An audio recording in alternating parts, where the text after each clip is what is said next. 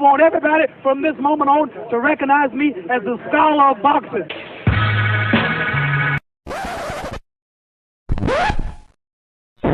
See, their morals, their code, it's a bad joke. Dropped at the first sign of trouble. They're only as good as the world allows them to be. I'll show you. When the chips are down, these civilized people, they'll eat each other. 49 hours declaring it a riot. 5 to 50 be advised, County Police 1 advised they're trying to breach and get to the Capitol. Publicists, when you talk to your publicists, you know the first thing they tell you? What? Stay away from religion, stay away from politics. Okay. You know why? No matter what the you say, somebody passionately disagrees with you. Absolutely.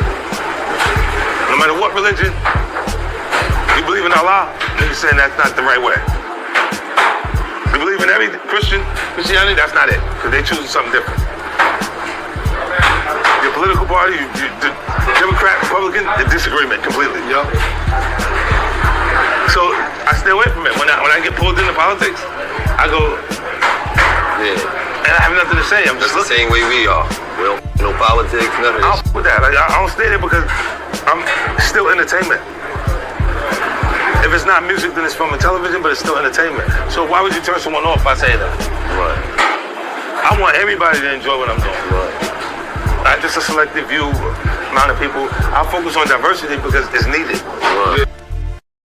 The boxing scholar is a lover, not a fighter, but he's also a fighter, so don't get any ideas. If he pats you on the back, you'll put it in your resume. His enemy. Have him listed as an emergency contact. The scholar has an inside joke with complete strangers. If he punched you in the face, you'd have to fight the urge not to thank him. Sharks have a week dedicated to him. He's the only man alive to is parallel park. A train is count to infinity twice. In Genesis, when God said, "Let there be light," the scholars said, "Say pretty please." He is the genius of all genius and master of all masters. And that's the trick to life.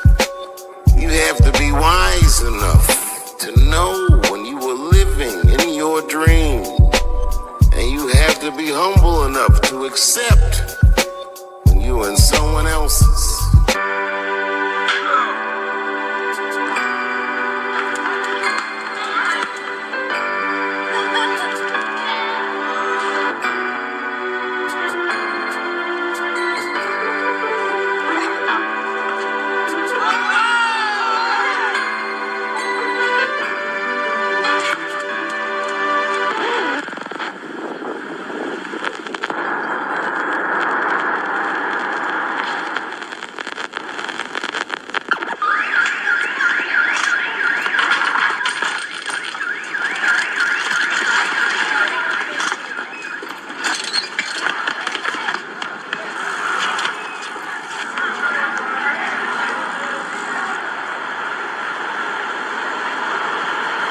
Yo, the Boxing Scholar's on.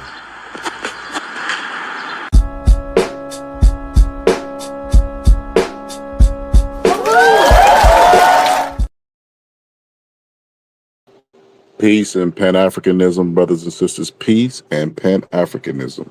Listen, I have an interview with Umar's ex. If you have any questions for Vapak, what's up in the building, put them in the chat. I put her Cash App across the screen. You know, that's for her son. I'm also going to promote her Instagram for anybody who wants to book her for future interviews.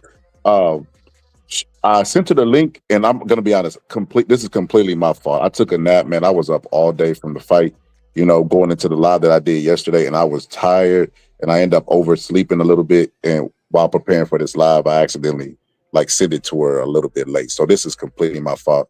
Just want to apologize. I'm always doing Negro stuff. Maybe I need to be in the book of Negroes. Brothers and sisters, they're going to put me in the book of Negroes if I continue this path, brothers and sisters. Do y'all want me in the book of Negroes? If not, put a 1 in the chat. I'm just playing. But yeah, this is completely my fault. But I was also preparing for the interview too as well. I watched her interview with Tasha K.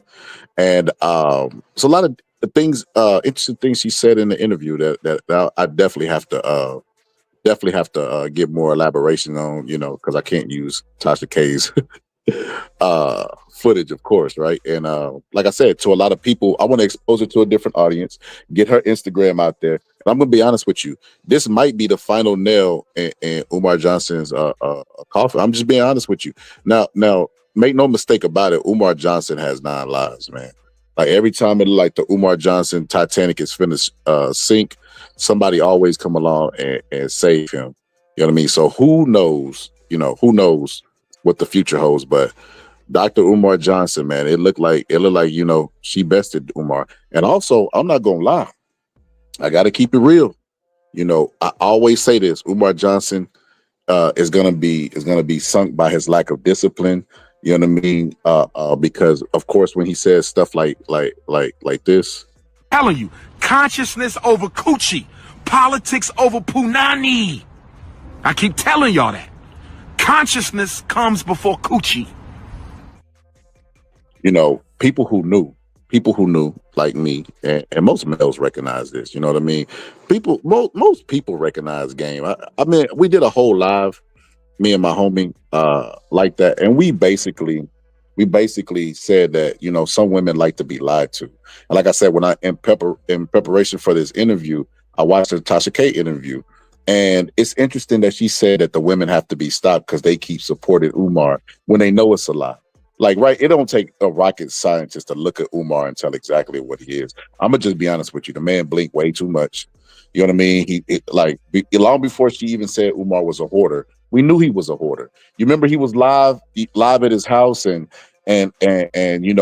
trash everywhere. Man didn't wash his hands after he used the bathroom. And remember he was on the phone. I got this. No, I got this. And then the phone started ringing because he wasn't talking to nobody. You remember all this stuff? Umar Johnson, I'm not a light-skinned supremacist. I'm not a white-skinned supremacist. You remember all that stuff? And then the moment he got into it with another person, I'm melanated. You remember all this stuff? At this point, if you're still a supporter of Dr. Umar, and I'm not going to lie, I do have I don't say a very close friend, but a very respected brother who still be doing interviews. Actually, he did a video on Miss Stone. Right? What's up, Meek? What's up, Cassie? He did a video on Miss Stone, and he basically called her a liar and a fraud. And you just facepalm like, bro, at this point, right? At this point, given the totality of everything, you think that she's the fraud and not Umar? But listen, that is hilarious and hilariously sad at the same time, Crazy work. So like I said, what's up, Most Hated? While we getting the building populated and waiting for it, like I said, this is completely my fault. She is very professional.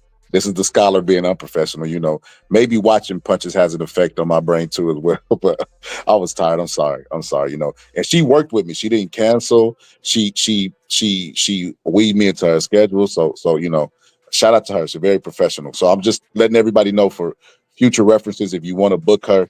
You know what I mean, for an interview, because like I said, that's her Cash App at the top, to hit her up.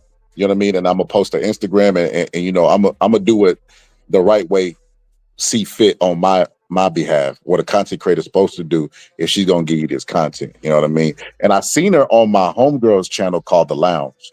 So shout out to The Lounge for interviewing her and gave me the idea to do it. I'm not ashamed to say I borrow from people, you know what I mean?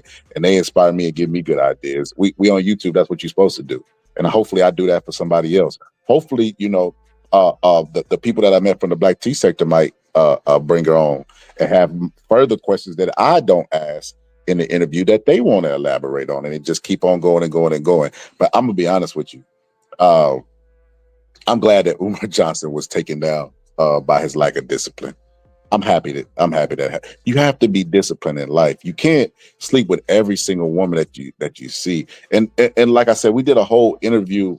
A whole presentation where we were making fun of Umar because he kept saying Medea. And let me tell you about my slow ass, right? So when he's saying Medea, and I'm in my Shango stick. I let her gummy bear my Shango stick. All this. I'm so hung up on laughing at what this crazy MF is saying, that, I'm taking him at face value. Like, I guess like his fans do, right? I'm like, Medea. So I'm going online looking for Medea. I'm looking for Medea. And ain't no damn Medea. Like, he was calling her that to insinuate she looked like Medea. And it's just like, okay, Umar, if she looks like Medea and you slept with her, what does that say about you? Then he was talking about how fishy she was and all this other stuff. Like, oh my God, Umar. So you slept with somebody who was fishy. You calling her the throat goat. You allowed this woman, and I ain't gonna lie, I definitely want her to pull up today because I got some questions to ask. What kind of what type of was she giving out to him for him to call her the throat goat and want her to watch his mama? I gotta know. But brothers and sisters, we have to know. What's up, Meek? Brothers and sisters, we have to know. We have to know, brothers and sisters. We have to know. But like I said, Umar Johnson was bound to be taken down by his what's between his legs. He has no discipline.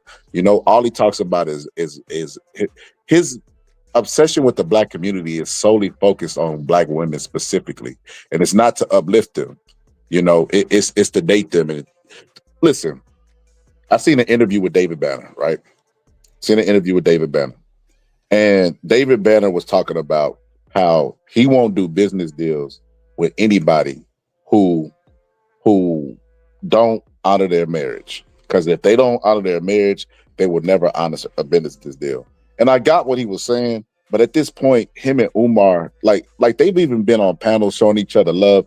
And it's just like, bro, when you get a certain age, man, and you ain't got a family, you know what I mean? You out there criticizing the married men and what they got going on, and you don't have a family yourself. It just make me look at you kind of weird.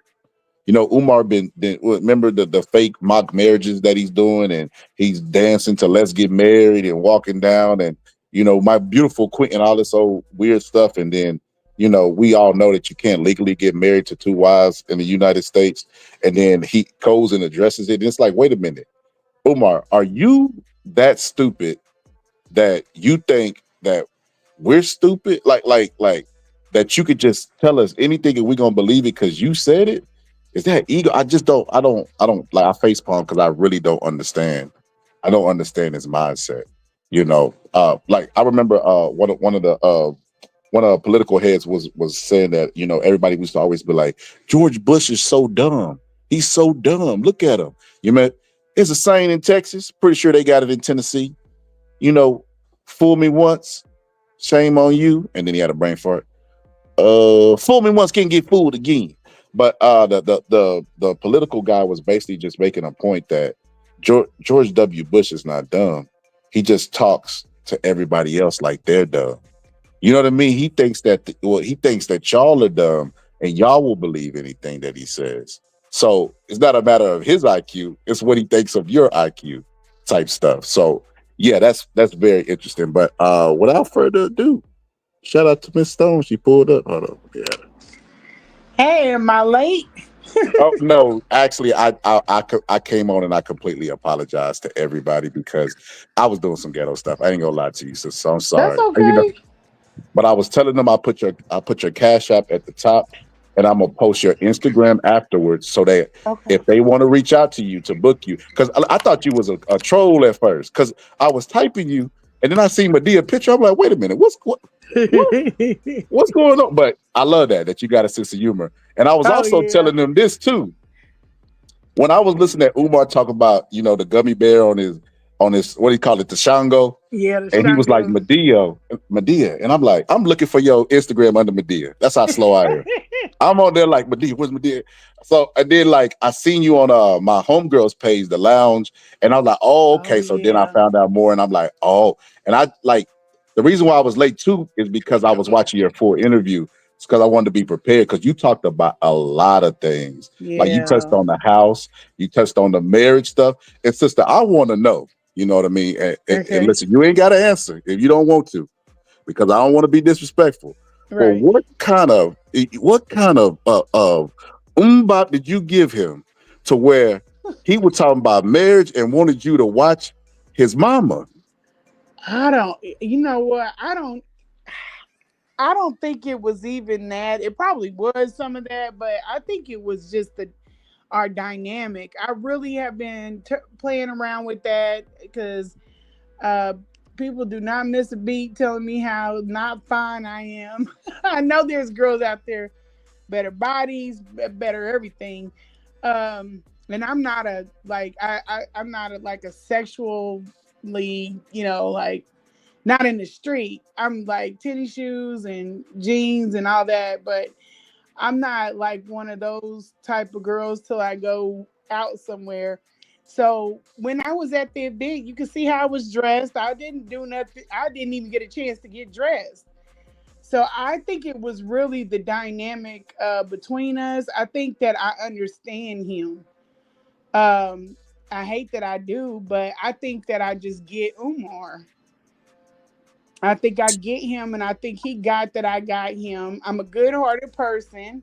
He knew that, even though he don't be on the up and up. I do feel like some people that are not on, they're just not the best of people. I think that they can pinpoint you out better than people that are good, like finding other good people.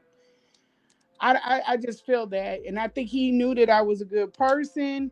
I know that he looked me up. I haven't really went into that in any other interview, but I've kind of held that back to waiting for another round so I could bring that up. But he had some background on me. The dynamic. I was a good person. Um, and then he had some background on me. I think it was just like a few things, and maybe the sex was. I was real free with the sex because I was kind of looking for somebody that I could, be a little bit more. I could just explore a little bit more with, not too far, but yeah, he was open to that. So that's how we kind of clicked up, I guess. So so you know what they say about the quiet ones, and listen, you this is what you said earlier. Let me touch on that. Right, you said that women was reaching out to you, and I watched the Tasha K. You said they also the more delusional people out of the followers. Like he Yeah. still got a real like core female like base that supports him, and I can't understand why. And I'm assuming those the same people that attack you for doing nothing but having a relationship with Umar. Yeah, I think it's like I think that their women are sizing me up. Like why her, not me, because I look way better than her. I don't think they really understand what Umar is. And then I just posted crazy that I just posted on my IG. I think Umar used a lot of tactics on black people. Some things that we were not really familiar with. He knows he's fabulous in the way in the respect to he understands like humans, the behavior of humans, and I think a lot of that too is from the outside looking in. But he used a lot of tricks, a lot of psychological tricks, um and they were very, like, he's been practicing them, I think, since maybe out of military school, like when he was, going into maybe some in high school. He was damn sure doing it in out in the hood, you know. But he's been practicing his craft. So that's a lot of it too. But the women, I think he knows, he understands, especially because he's pandering to women that he grew up under. Like he grew up in a home. I know he had a stepfather, but his father, the dynamic wasn't a real strong male presence in the home, not a healthy one. And so he understands a lot of these women because his mother was like dealing with this. So yeah, he had a father, but I think his mother was pretty much the person running the home. You know what I mean? I So he got you. understands. He's got a lot. And then women, he's one of those guys that women have been telling him he's good looking all his life. So he's used it to his advantage. He's used it to his advantage. There's a little bit, there's a little bit of favoritism going on in the black community. With and some we have black women have been we have coddled men. There's been conversations about the mother taking more to the son versus to the daughter. All of that stuff, he knows about all that stuff, and he has played on it to develop his craft. Do you think? See, because I've been accused of this as well. Do you think it's always it's a dynamic we can never get rid of? Because a lot of people accuse me of being more partial to the women. Man, Scholar, you let the women say this and that. Why you let the women do that? And when dudes have daughters, they be more partial to the. You think it's just natural, or you think Umar just specifically he want what he say? He want them honey buddies cinnabuns. Yeah. I think his is more on. I think that there are some men that are like that. I think it's a misconception that men that are kinder to women, those are usually, I'm gonna just be honest with you, those are more of the alpha males. I mean, and I don't even know if you believe in that alpha beta game, but those have been the stronger males. Like what Corey was talking about on that podcast, he was saying if she has solid men around her. Well, I had a father and I had solid men all around me. So, but, and I'll go into that later, but I think that's the misconception that if you're pandering to women or you're not so easily engaged with them, like if you get into an argument, you're very slow to get rowdy with women. Those have usually been men that are more secure with themselves. The other type of men that they usually have some more feminine tendencies about, in my opinion. And it really it depends on the woman too, but I don't think that it's going to be gotten rid of, because I think it comes, you have the same dynamic when you have a man with his daughter. Like looking at my daughter's father with her, I was like, oh my God, like that's a very different dynamic between the son and the father. You know what I mean? It's just certain men are like that about women. And I don't think we're ever, because other races have it too. The daddy girl, that's not just with us. That's like across the board. So, and then there are boys that look to their mother for. Only thing I could think of is my son when he started playing football. He got popped one time, and I about jumped out of this like I was about ready to run down to the field. His dad like, oh, he cool, leave him alone, sit down. I was like, nah, he's hurt. I gotta go to him. And he looked at me, and his daddy said, hey, you good? And he he bucked up and went on back to it. But I've known him to get like fall off the bike or something. With me, he's balling. So you just the men have different relationship with, and that's the balance needs to be there. I think that's why you have to have both parents in the home. But yeah, I think it doesn't need to go away. We just have to learn what it looks like when it's healthy, is my short answer. That was really really good. I watched a video where a black man from like a documentary was saying that the father is law. He said anytime he got a problem, Yeah. he comes to the father. But Yep. anytime he needs his emotions dealt with, he goes to the Goes to the mother. to the mother. Absolutely. That's and you're really very smart. But see, look, I'm a rookie at this. Let me go back. Let me go backwards. Cause see, now they're getting on me in the chat. Bay now. My sister Bay, right? Could you introduce yourself? Could you Yes, introduce yourself? My bad. My bad. that's okay. We just got off to. I am Shavonne Stone Lene Stacks.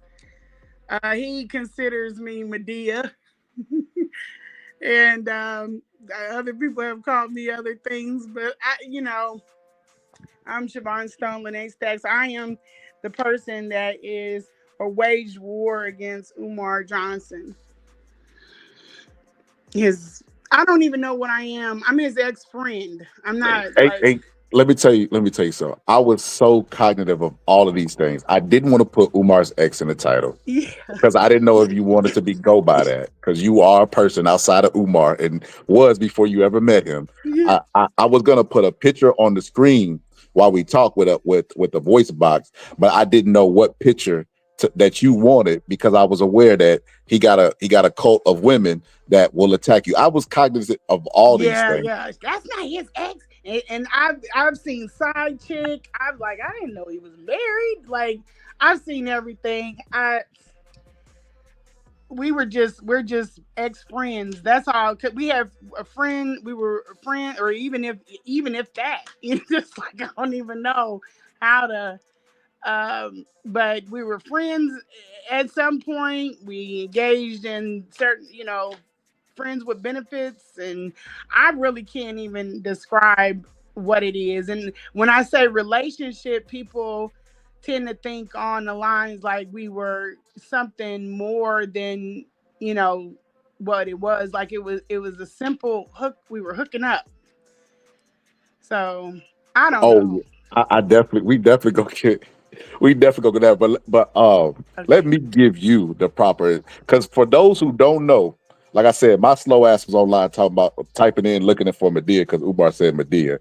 Which when I was reacting to, I'm like, wait a minute, if you're calling somebody Medea but admitted to having sexual relations with, what does that say about you? That's crazy. But I he also know. said some things that they skip over, right? So are you from Texas? I am not. I'm not. That I was about was to an say old country. profile for my son. He was liking You them. They see, had a track team, and he was thinking about going there. So he was got you. just like on a Longhorn thing. But yeah. I was going to make that part of your intro. So for those who don't know, this sister right here, Umar, the most requested psychologist, looked her up and had a game plan, but the game plan didn't go according, because he was pillow talking. He listen. He, even though he tried to say she stunk, he said she was the throat goat. You hear me? You hear me? She gave him some of that and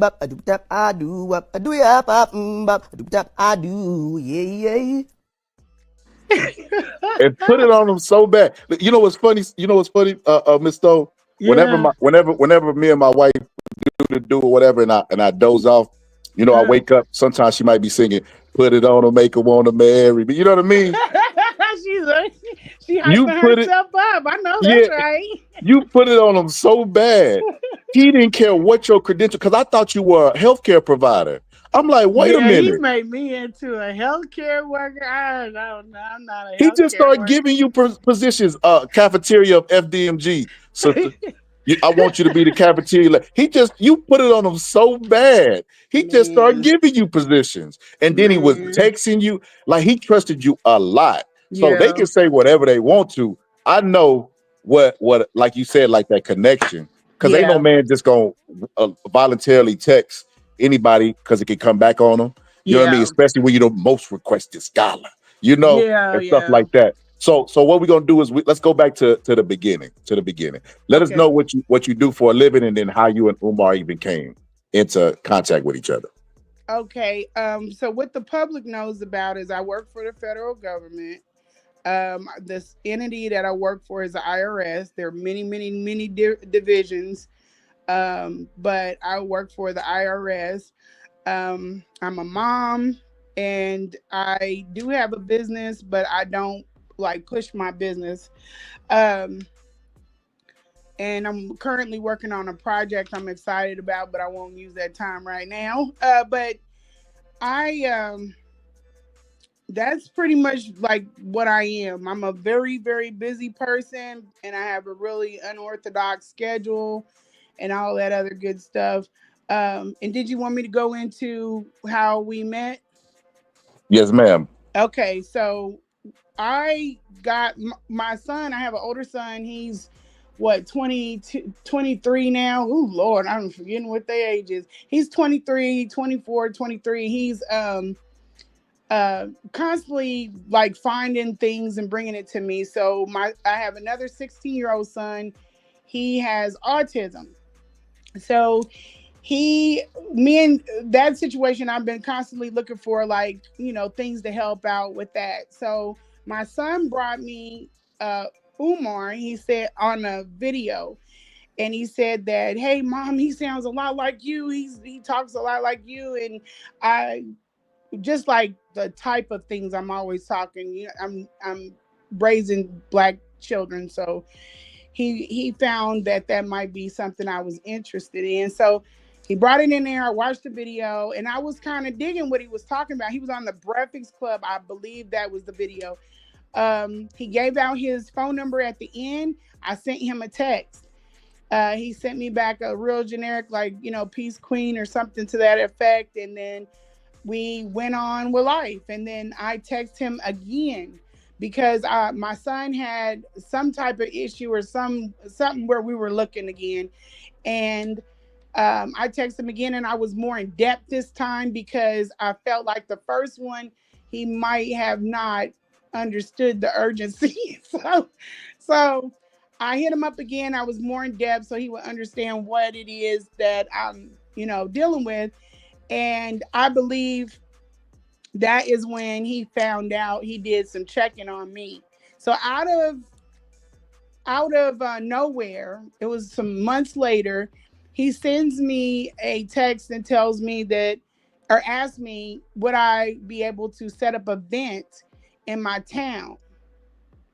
And I say, yeah, sure. It was a project. I had just shelved something I was working on, and I had some time, so I was like, yeah. My son wanted to take it over because he was really watching a lot of his stuff, but just his lectures. We didn't have any reason to go off the grid with that. We just were listening to the lectures, whatever he popped up on. We didn't see anything negative. I asked my son after all of this. He was like, nah, I never even was on anything like that. We're not really social media like type people. So he reached out to me. I said I could do the event. I made it happen. We started pushing the event. We found people, like we almost even had a pitch to people, who he was, what he was about.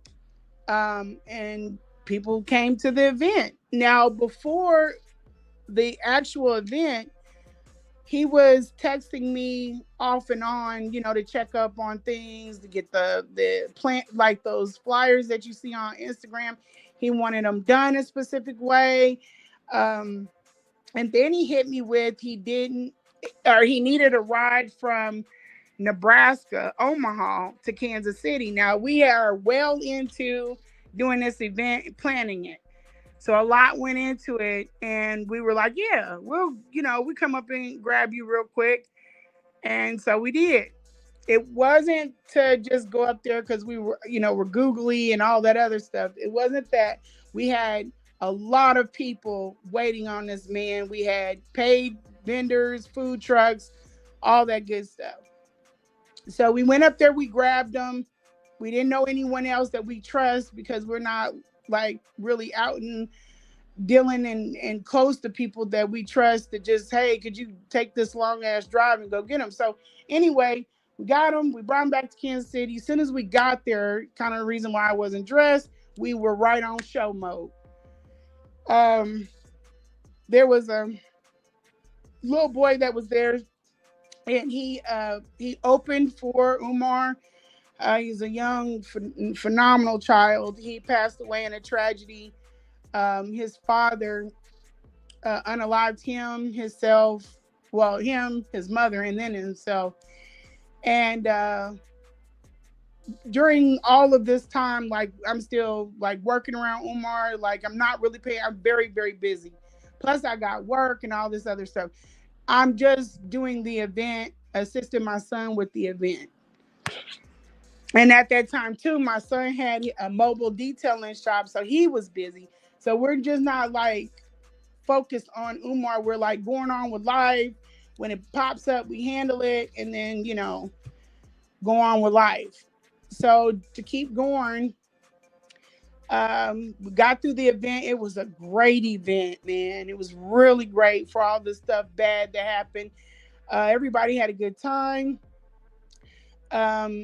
We dropped Umar off at his hotel, and I went home with my son. And I texted him again just after I got all my clothes, like my shower and everything. I texted him again and said, hey, thanks for a great night. Coming down, showing the city some love. I saw questionable things during the event, but yeah, I wasn't even really tripping off of it because I wasn't thinking forward. So just stuff like from hindsight, But yeah, so he said, why don't you come? You should come to my hotel room and rub my back. And I was like, oh, okay. Yeah, no, I don't really do that. And, I'm not going to do that. And then that's when I started thinking about him in a different way. And I was like, he's not really my type, but, that would be good for me. Just the way my life was set up, I thought if, that was an option. But he asked me if I wanted, he asked me if I wanted him to stay another day. I said, yeah, that gave us another day with him. But in the morning, he said that the care aide was sick and he had to get back because he took care of his mother. So I was like, no worries. We finished out a little bit of time before he had to go to the airport. We stopped, got something. We had a lunch or brunch or something, and we took him on to the airport. When he left, he dapped up my son. I gave him a hug, and it was kind of like, one of those rock hugs, And hold on, let me pause you there, sister. So Okay. he gave you the hug, like, if I see one of the exes that I smashed and we had a good relationship and I gave and that slow rocket back and forth linking. So y'all had the connection, it sounded like right away. Do you like the fact that maybe because I heard you say you wasn't attracted to him? Do you like the fact that he was indirect but kind of direct? Like, can you rub my back? I'm here for the business, but let's make it physical. Yeah. I kind of had, like, we would have times when I would be coming in the dressing room. I was like, you got on your clothes before I come in. And he was like, yeah, come on in. Or I was bringing him his food. We really showed him a lot of love. I wasn't thinking of him like that. We would have times when I was watching him put on his hoodie, and he just thought he was standing there smiling at me, and I was like, shook my head and just smiled. But I thought it was part of his personality.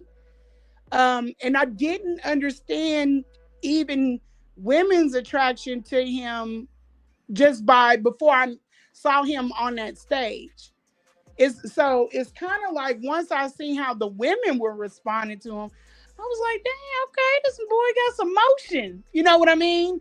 But I didn't know anything Let me about stop you him there. being like Let me stop you women there. were into him. So this is true then, right? Women want what other women like. Yeah, with certain women, yes, absolutely.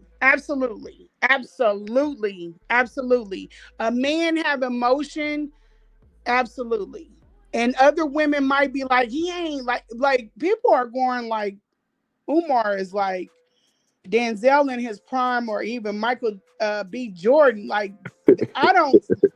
And I could think of a few like Idris. Yes, it was like a conscious Idris. This is the way this is the way women were. And I didn't see him like that when I met him. And it's not taking anything away from him.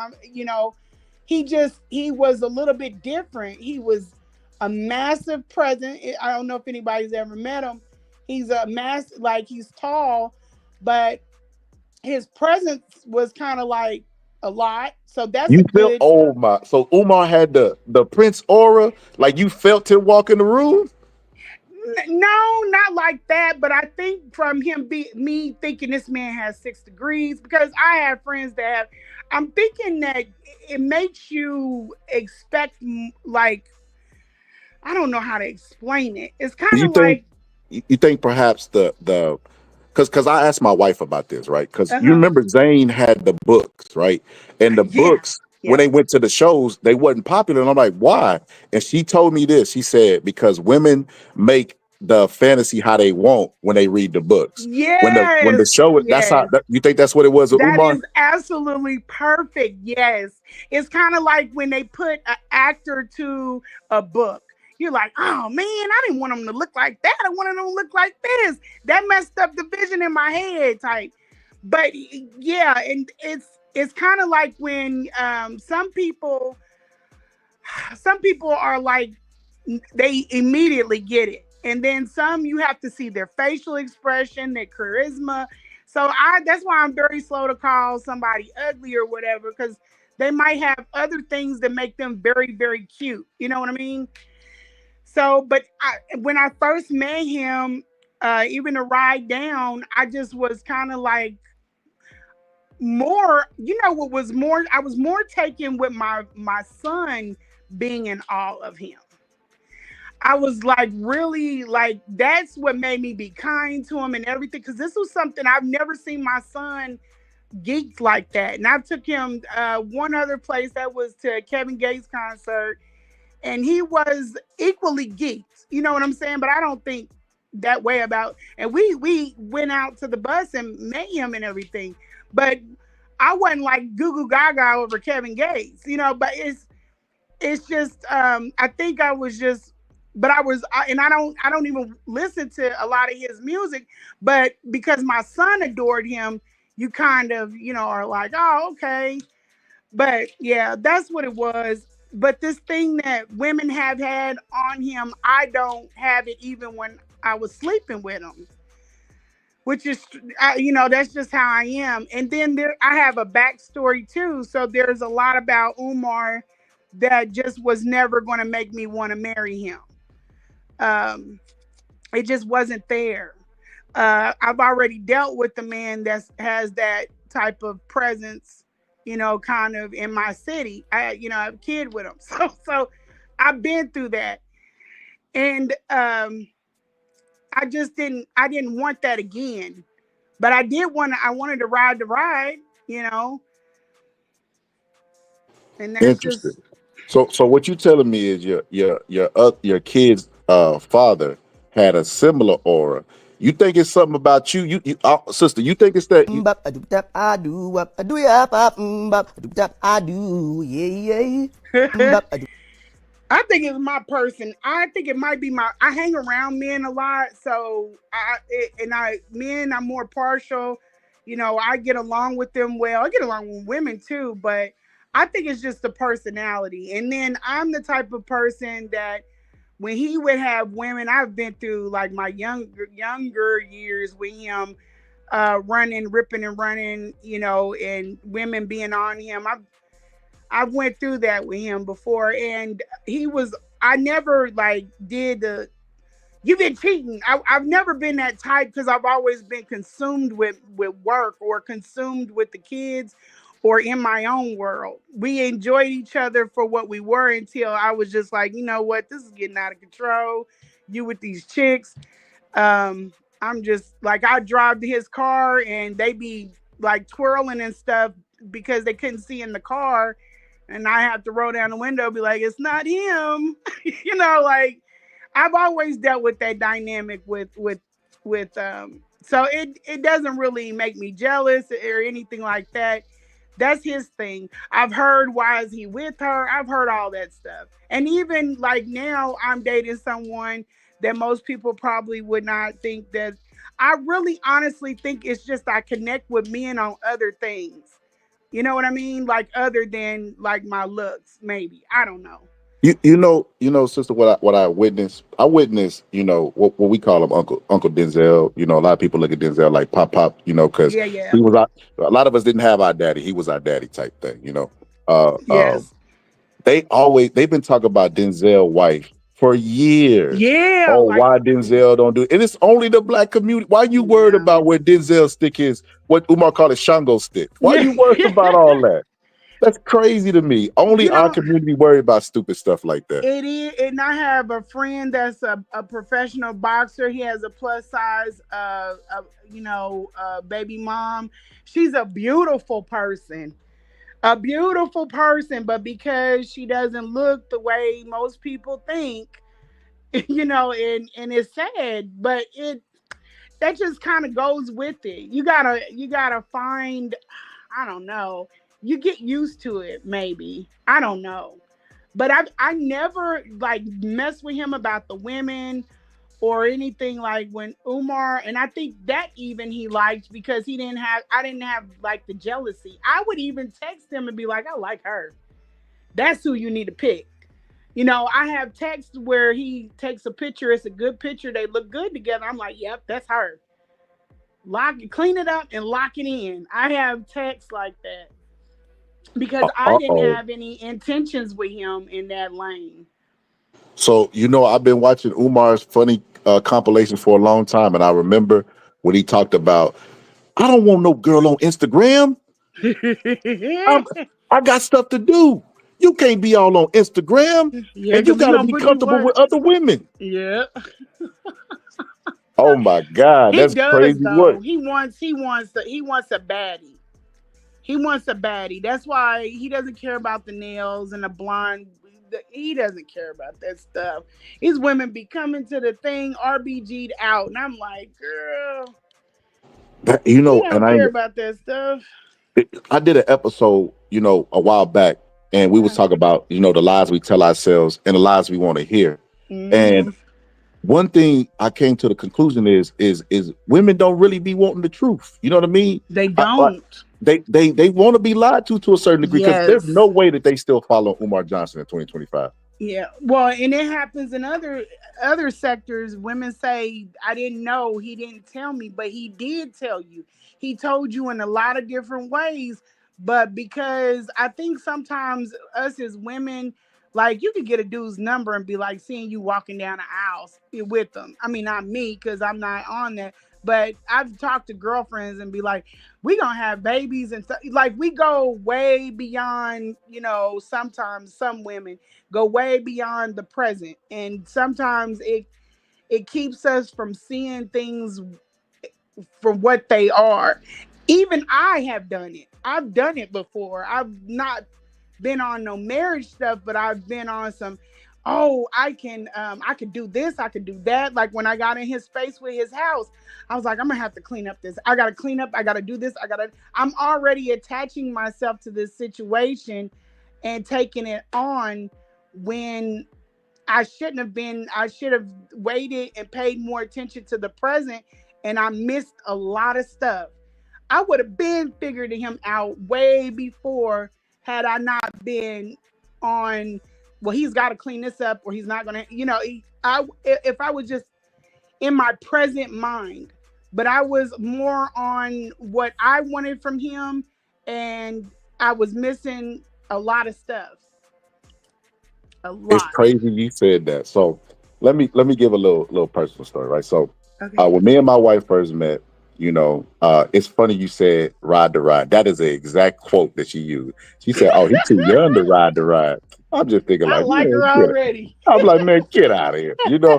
And she was talking with her other best friend, and she was, and I hit her up, afterwards. I added her on Messenger, and I hit her up afterwards, and I would always be like, flirting with her or whatever the case may be. Yeah. And she said she talked to her friend and was like, I don't remember how he looked. Like, try to play me, right? I don't remember how he looked. How he look? Is the other girl said I look funny looking. And she was like, he Yeah. looked funny. I don't remember him looking funny looking. So fast forward, right? I Uh. ain't asked for no back rubs, but I definitely formulated a plan. You know what I mean?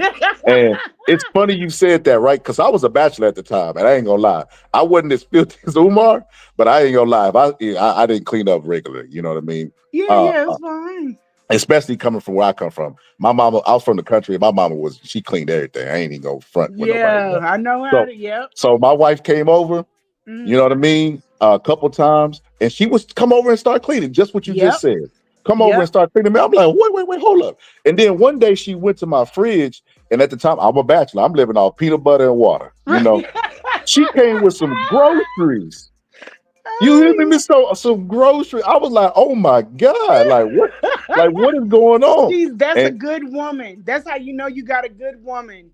And When a woman I, come in and she goes into perfecting, that's what we are.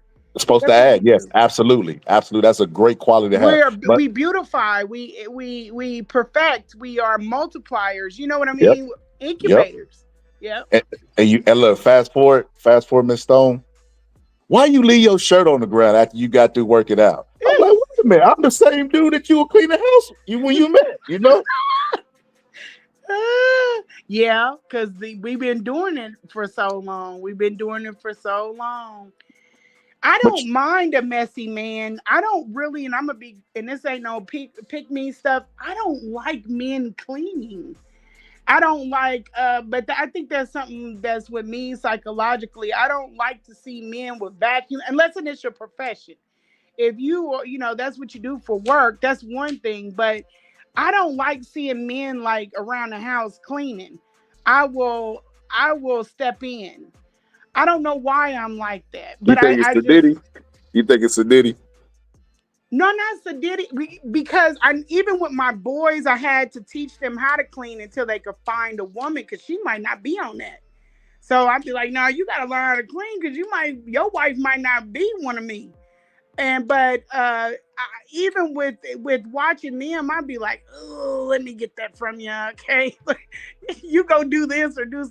I like seeing men in gender appropriate roles, and I know people Gotcha. gonna come for me, but I'd rather you go fix the garage door. You know what I'm saying? Like, or put up something like a shelf or something. But then again, I don't like male strippers. I don't like men in ways, and I don't like sassy men. Gotcha. So you already know. But yo, a tactic I used to use, Miss Stone, is Yeah. when my mama asked me to clean up, I would just completely do it wrong. So that she'd be like, boy, if you don't give me that, I would mess it up on purpose. Yeah, my sons be doing that. Oh my God, terrible, terrible, So terrible. so okay, so go back to where we was talking about. Okay, Umar Johnson, y'all meet, y'all got to connect. You ain't. I mean, you see the attention, but you like, man, it's all right. You know what I mean? And all that. Then he Yeah, asked for the back rub, and y'all doing y'all little sexual innuendos back and forth, building that yeah, connection. So then yeah. where do we go from there after Oh he dropped? yeah, so we're doing a lot of that, like flirting, and he's like the first person I've been flirting with since I put, shelved that. He didn't bring me off of like celibacy. He didn't bring me off of that. The project being shelved brought me off. Trust me, my ex was trying to come over, pick up the kid, and get me off too. But I was just on tunnel vision. I'm a Taurus. I'm very ambitious, and when I'm locked in, I'm locked in. And so yeah, so he we kept texting and everything, and then it kind of woke up, the sleeping giant, and we just flirt, and then he asked me for pictures, and I'm like, picture what? And I was like, I ain't about to send this dude no pictures, but I was like, you know what? Yes, I am, because I made it. Let me tell y'all just where my head was, and I know it's wrong, but this is what I'm telling myself. You know what? You're going to experience these things. So I said I want to experience, having sending like photos to a man, like, and so I did. Um, and you got to also understand, like, I didn't have a whole lot of play in my younger years. I wasn't married, but I was basically that, a wife. So When you now say I'm out in photos, the streets. you mean sexting? Yeah, like we would do that. Like if he was gone or something, we would do that. But it wasn't to this because I was in a home with him, at home with him. But it wouldn't go too far in that direction. It just really depends on the guy, like who you spend the most of your. That's how your habits are. But he asked me, and I was like, I'm 40, 43. I'm about to get wild, and so I did. I sent some, and he gave me a good response. So I was like, oh, okay. I didn't even know how to do them, and they weren't naked. They were just provocative, and it won, and I was like, oh God, oh God, oh God, oh God. That's what I was thinking. And then after that, it became like a constant thing, and I felt more comfortable with my body with that. And he kept asking for them. I kept sending them. I was sending them. I'd be at the thing getting the oil change, And he was like, I need my pics. I'm like, okay, I'll send it when I get home. Another thing I thought was going on was I thought that he was wanting the pic for blackmail. In case I ever came out against him, he would have those pics. And I was so locked in, because like I said, I'm locked in. I was like, well, I'm never going to come out against him. I'm never going to do anything like that, so it'll never resurface. I'm thinking this is a older man. We're not teens. We're not middle. I don't know why I thought, and I didn't know this dark side to him. So I'm just dealing with him as a scholar right now. This is what I'm saying in my brain. This man is a scholar. We have been in good conversations about, things about the movement. He's very knowledgeable. So when we go off, I get the actual man, and there's nothing to rate his intellect from that space. So yeah, I'm just thinking I'm dealing with the scholar. And so I never saw the dark him, never made him mad or anything like that. So then I'll fast forward because I can be long winded. I'm sorry. Hey, I got nothing but time. I ain't got nothing to do tomorrow. You take as much time as you. Yeah, we have me out here snoring. Okay, but yeah, I got out there. I said, I think I'm gonna take a trip out there because it started getting hot and heavy. And I said, you know what, I'm gonna come out there and see you. And he was like, come on, it's a standing order. So I came out there. I paid my own way. I'm old school with it. I'm not the new school. You ain't paying for nothing of mine until I figure out if I want you to. I'm just not like a person that accepts, high ticket items for men. I've just never been like that. My father said you don't do that because a man's interest goes where his money goes. So if you don't want them, don't take nothing from them. So okay, so I went out there, paid my own way, and then we linked up. When I got into the room, I immediately met the other side of him. I met Jermaine.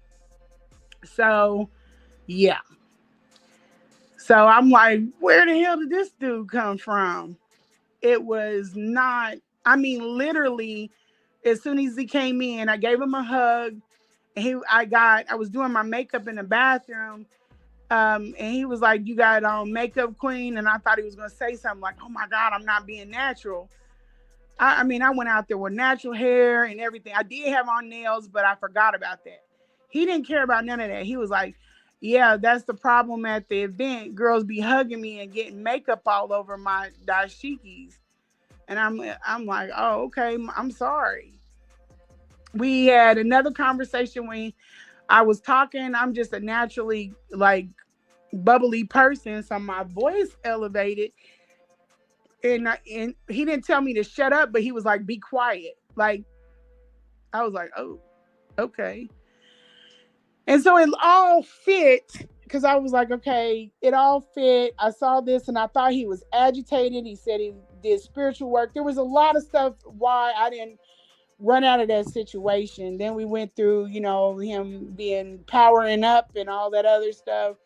But yeah, we got into the sexual stuff, and he was very unsure, very not what I had expected. I'm expecting a man that is seasoned, and he wasn't seasoned, or he was acting like he was just coy.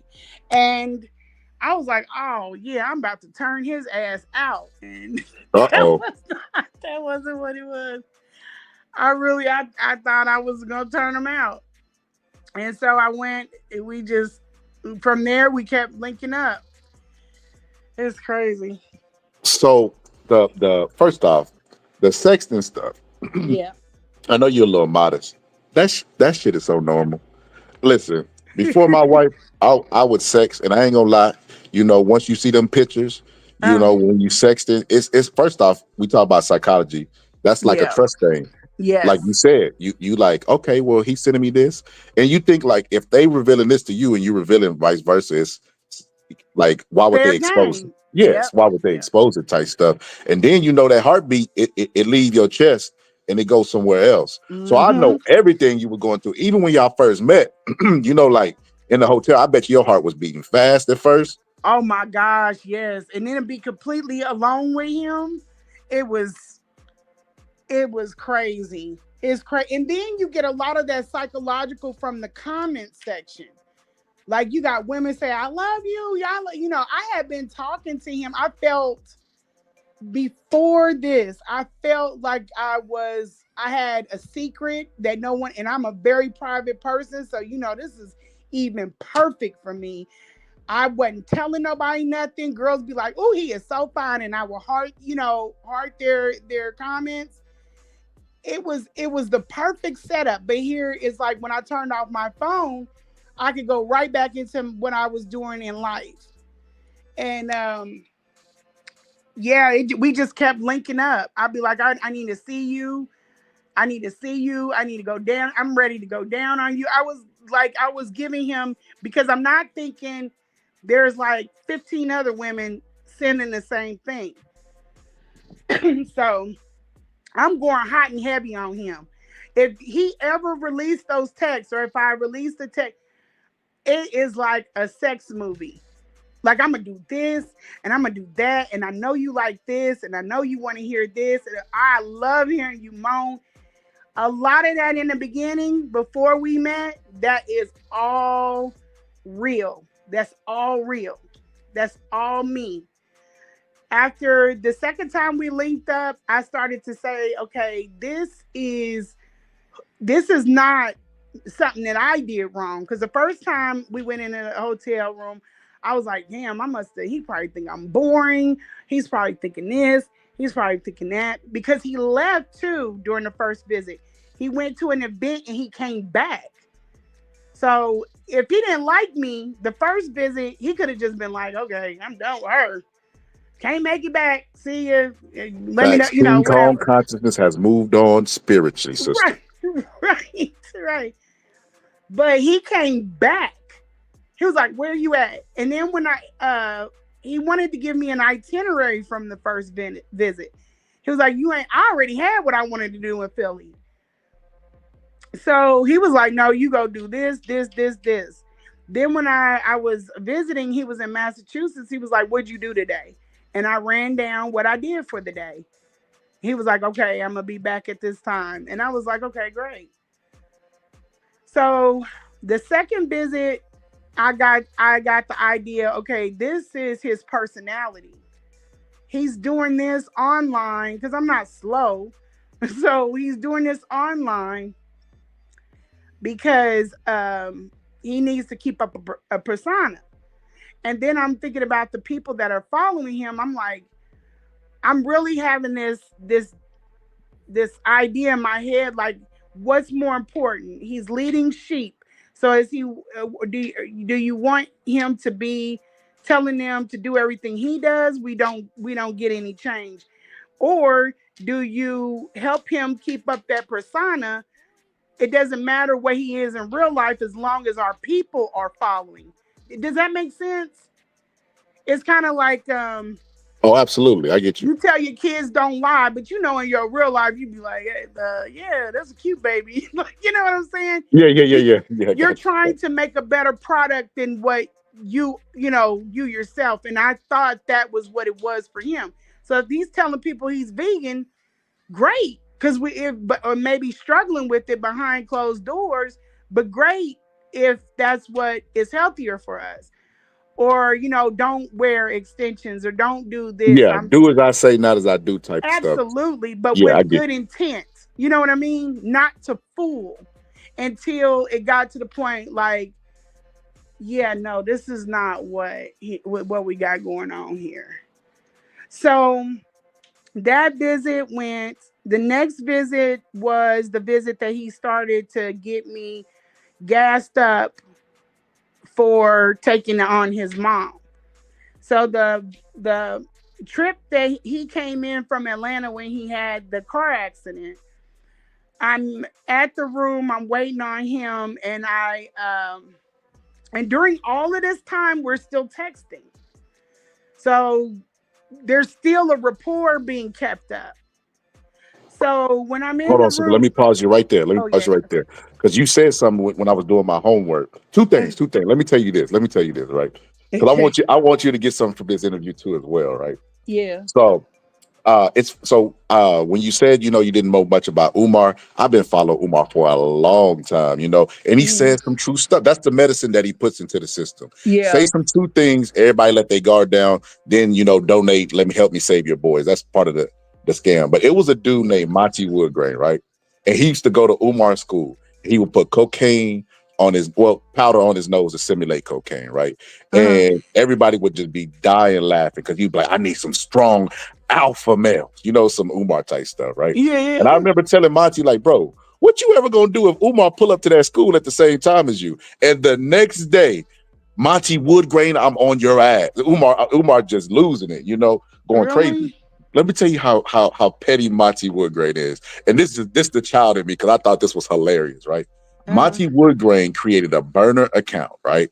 And pretended to be a woman and catfished Umar and got a private conversation with Umar on there. What? And was doing like a woman's voice. It was clearly a man trying to pretend to be a woman. He was like, hello, and Umar was like, hello. I was like, that is Umar. I can't believe he's this bold. Like, that is absurd. Like, how you this smart with all these degrees? You smart enough to scam somebody and keep the game going for a long time and raise $1 million.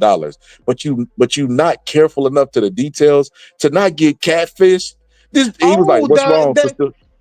Yeah, he's not that person. And to also to that, if that's why I was a tester. My story is not that bad, but the women behind me that have contacted me, he has done some horrific things to them. And he's bold. He sat up there, kicked one chick, and this is already known.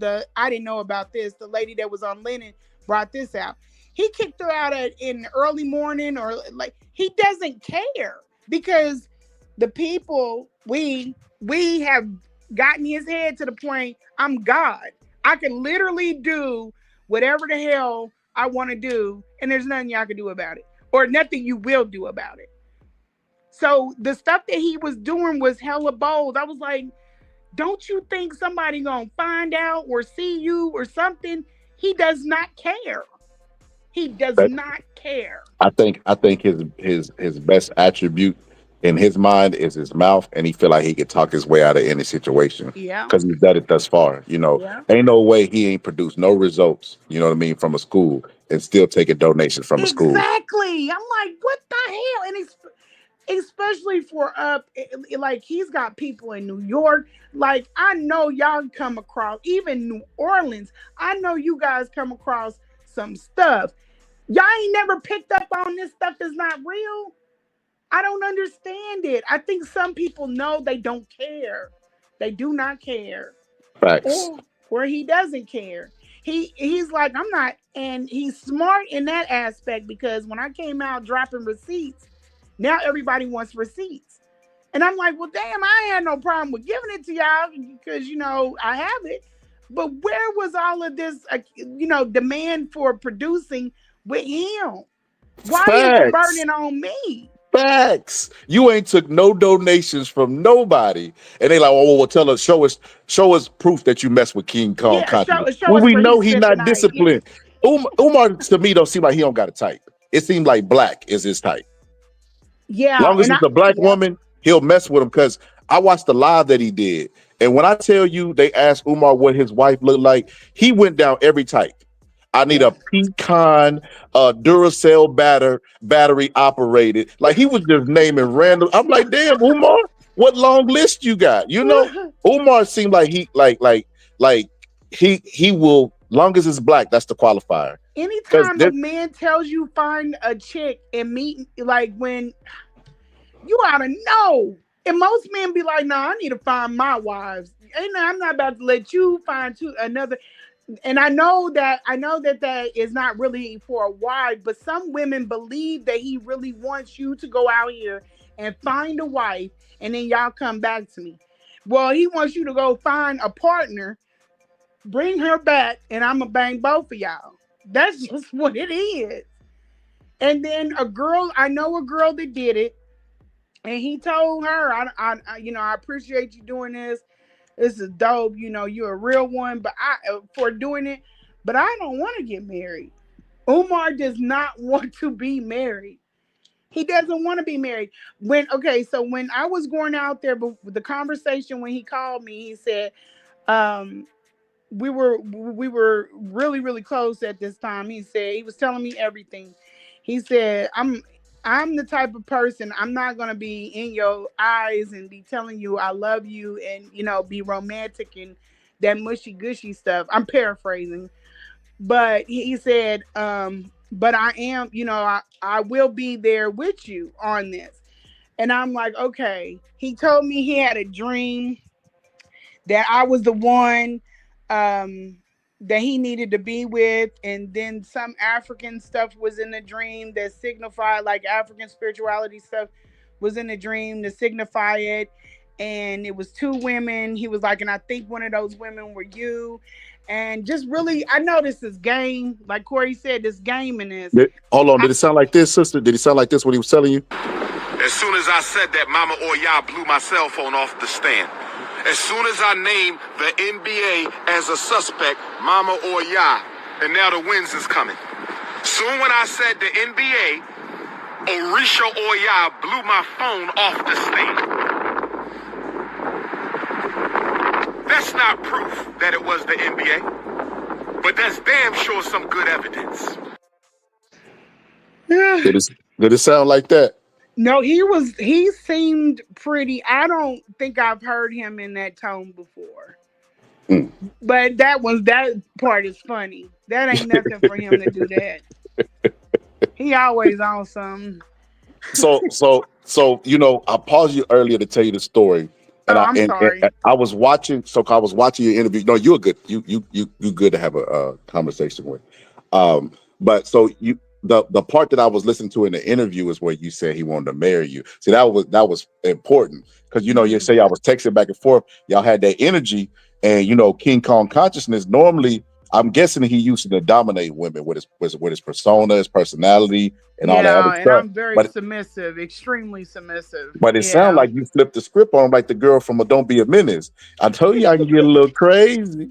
And, you had Umar running, grabbing the bed sheets and proposing to you. So I heard you say he wanted to marry you. Could we touch on that a little bit? Yeah, that's kind of where I was on what I was talking about. So he said he was telling me this, and I was like, wow, okay. Because Umar had been trying to talk me in. I gotta be full transparency.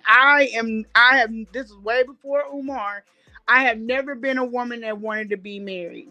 I was raised to be a wife, but I didn't want to be married because I didn't want to be split between sacrificing how I'm gonna take care of my husband and then my personal ambition. You know what I mean?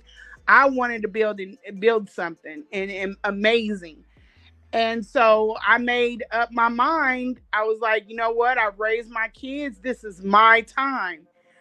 And I felt like Umar was trying to get me into a spot where I would be his housewife. And I knew another girl had to come into the situation, and I didn't want to have to mother her too, because I knew she was going to be young. I knew because I believe he wanted to have kids at that time. I thought he wanted to have one wife and a younger woman to produce the kids. That was going to be his fun girl. So I look how I look. And then I think he wanted a Suki to push out his babies. This is where my mind is based off of everything that we've been going through. Let me tell you why you smart.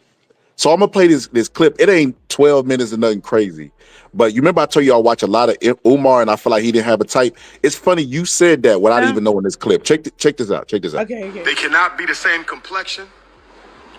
They cannot be the same complexion. So if I got to do 3 wives, I might have a chocolate fudge queen, a butternut, a sweet brown, coconut brown, butter almond, butternut squash brown queen, a fudge dark chestnut queen, somewhere within a dark chestnut, the fudge, and then I might have to show some love for that African vanilla, African pina colada, some light African, what's another flavor? Pina colada, lemonade, Give me another flavor, y'all. What's another flavor in the light colors?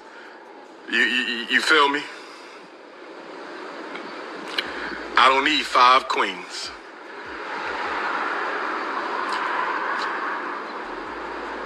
My brother said he got 1 wife and she too much. He said he already got 1 wife and she too much. Listen, brothers and sisters, if you struggling to maintain a relationship is not supposed to be a struggle. You will go through some struggling times. But if the nature of the relationship is struggle, you're probably with the wrong person. You will go through some struggling times, but if the nature of your relationship is struggle, you are probably African banana. There you go. A banana split.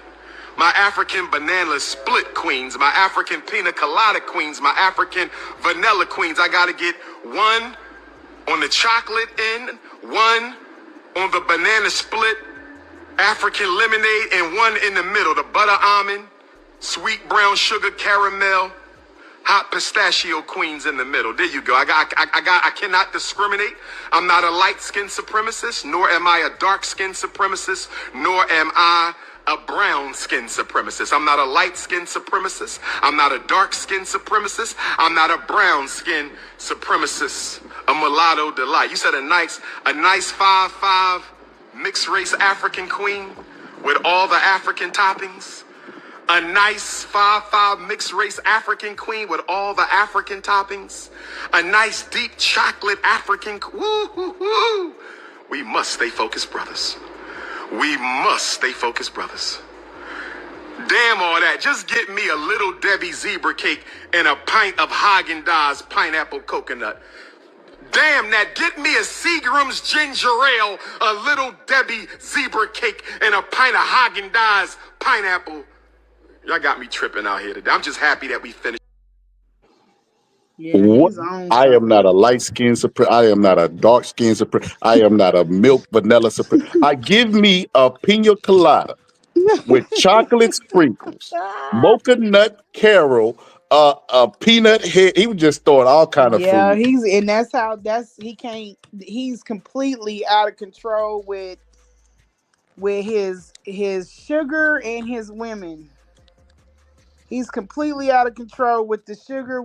It's about indulgence. It's All the about deadly sins. That was all about yeah, food and women. yeah. And you talking about a man who came up. It's so much psychology in this. You talking about a man that came up with all of them siblings. So indulgence is going to be very hard for him to control, and he's the oldest. So he's not like he's the baby. The baby probably got more of everything, but he is the oldest. So he's on the same line as a provider, especially when dad is not there. So he's going to have to do some self-sacrificing for the rest. But now he's in a position, he got unlimited money, unlimited access to women, unlimited, he gonna go in. And I grew up in some really hard times in Philly with all them siblings. He gonna do too much of everything because he's going to feed that inner kid.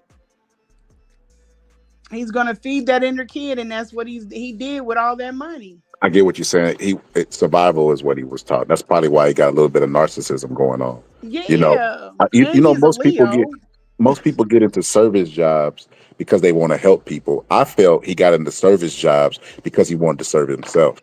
He wanted to spend psychology.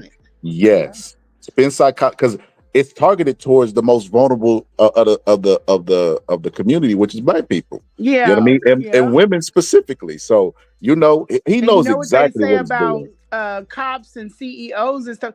Sometimes the abusers get in positions to be an authority over people that are in a bad situation. You know what I'm saying? So they said that, like with CEOs, and I believe this because some of my clients, there are some people that have a very thin line between like being psychotic, like even with being intelligent. And I thought that's where we were on. We were on that line where there's a thin line between him being psychotic and extremely intelligent, but he's on a power trip. But To there be are fair police that are out there that like that. to Umar, if I'm looking, because I seen the back when he was like the spirit of Ogun. If you want to go to war, let's go to war and all that crazy stuff, right? Yeah. I will give him credit for this. I think it's player that he has not released the sexting of you. He keeping it player on that It end, so would I got to make give him him credit for look that. bad. It would make him look bad. It would not fit what he put out there that I was obsessed with him. A lot of that time with texting and how we got close together was me correcting him on his footing, like him how he treats people.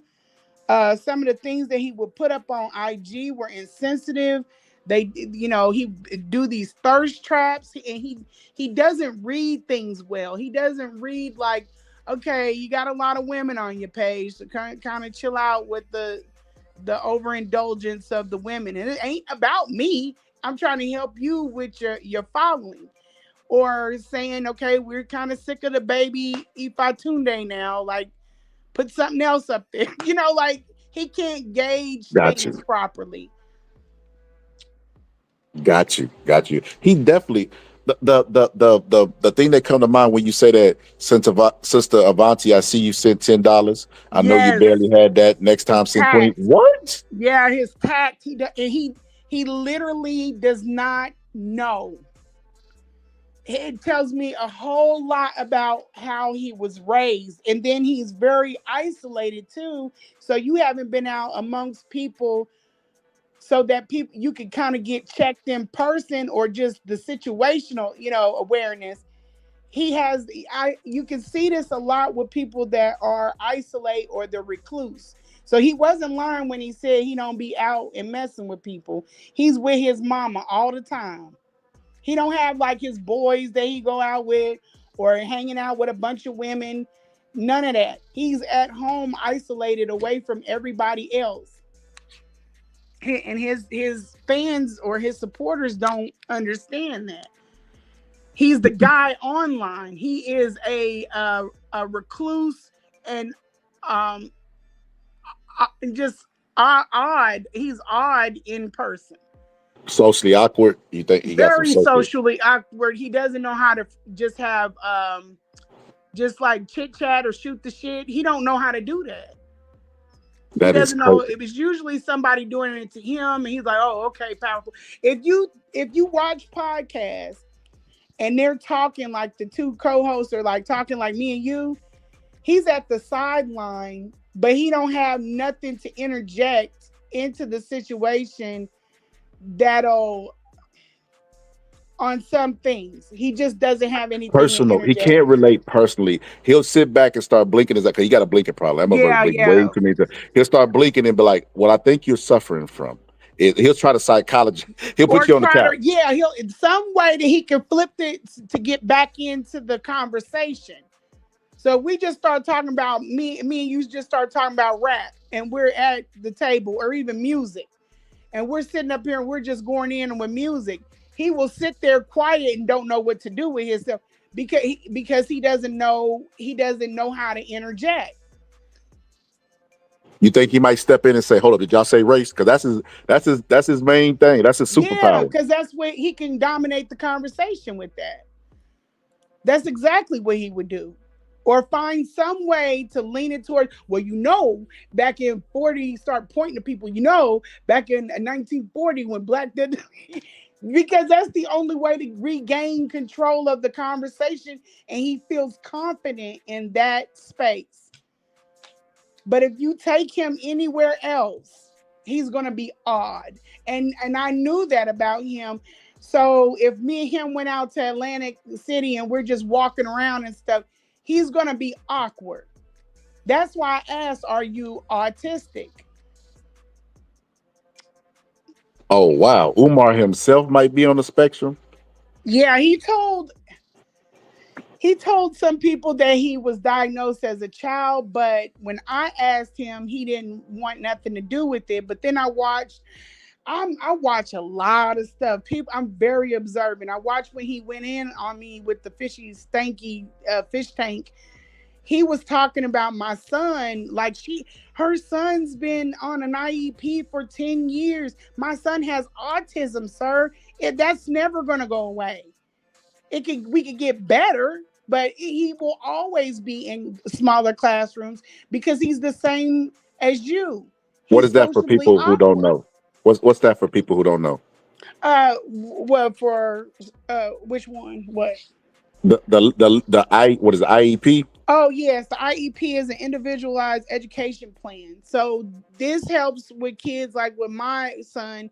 He's autistic. He's good at math like his mom, but when he gets around like in sometimes the classroom will affect the way he's able to perform because there's so many people.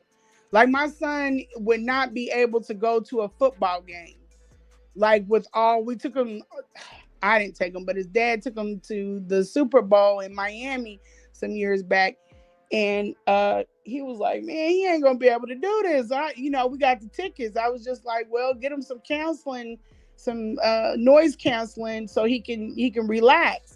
He gets over sensitive in those spaces. He's okay with me because he know me, but he don't like loud talkers. He doesn't like people touching him. Like kids, when he played outside, he used to get in fights because he'd be like, tell me what you want to know, but keep your hands off me. Like he doesn't want people Yeah, to definitely. They stay don't out of like my eye space. contact, and they don't. Yeah, they And like there's no personal eye space. contact or anything. So yeah, that doesn't go away. That's something that you can get better with, but he has an opinion about it, and it's negative because he was diagnosed, I think, when he was very early on. I think he was diagnosed with it, and he has an opinion about it. So maybe they say that the path to hell is paved with good intentions. Maybe let me not think so negatively. Maybe he did have good intentions at first. Maybe because the stuff that he experienced. And I don't know a lot about his siblings. I didn't even know he had siblings. You giving me breaking news right now. Yeah. But I remember his father came out whenever he was doing the school stuff, and he did an interview. And I was listen. I don't like Bill Cosby. But you remember when Bill Cosby was like, then I heard what the parents were saying. When I heard how his dad was talking, I was like, this is Umar, this big Umar, this big right. This King Kong consciousness the first. Yep. And if his daddy fine. I'm like, yeah. Like his daddy's a good looking guy. I'm just tell you right now. You better be careful. Yeah. Big Papa gonna be in your inbox talking about, sister, I need to talk to you about my son. You better be careful. I am not a light skin supremacist. I am not a white skin supremacist. You better be careful. Because you fit the description. His dad tried to discipline. I'll say this right now, and I haven't really talked about it, but his dad tried to discipline that out of him. And this is back in the time when, autism and Umar has ADHD. He has ADD, ADHD. If you've ever been around him, this is why the house is like, he can't work in a row, even with this project. He has to have multiple things going on at once. I noticed that. And he walks fast as hell. That is a fast walking. And always looking up. Like he look at the camera, look up, look around, I'm like, damn, and blinking a bunch. I'm like, Umar, what's going on? Yeah, it's a lot of things about him. Once you get around him, you can start finding, but Umar walks fast as hell, and he's in thought. And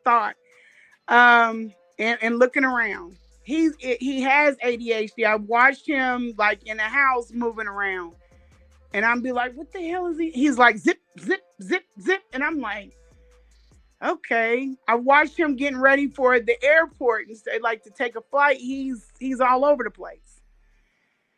And that's where his brain is working. When we were in bed one time, he jumped up and started jotting down his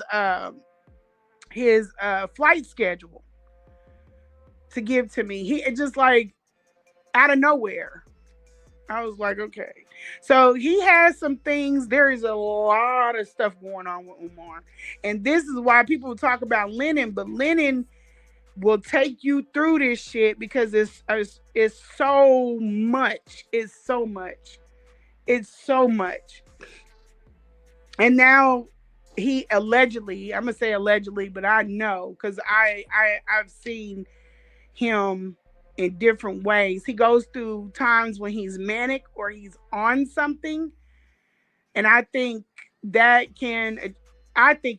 he's on something too. That's what I feel. But Allegedly. allegedly, Yeah, let's but say allegedly, because you yeah, know how yeah, he already said he's gonna be at war with you, so I don't want him to get weaponized with this he ain't. interview.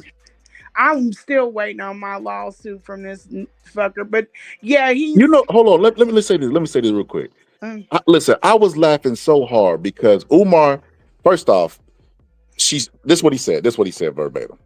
You know, I'm gonna give her a spa for her Yanni verse because it stinks so bad, right?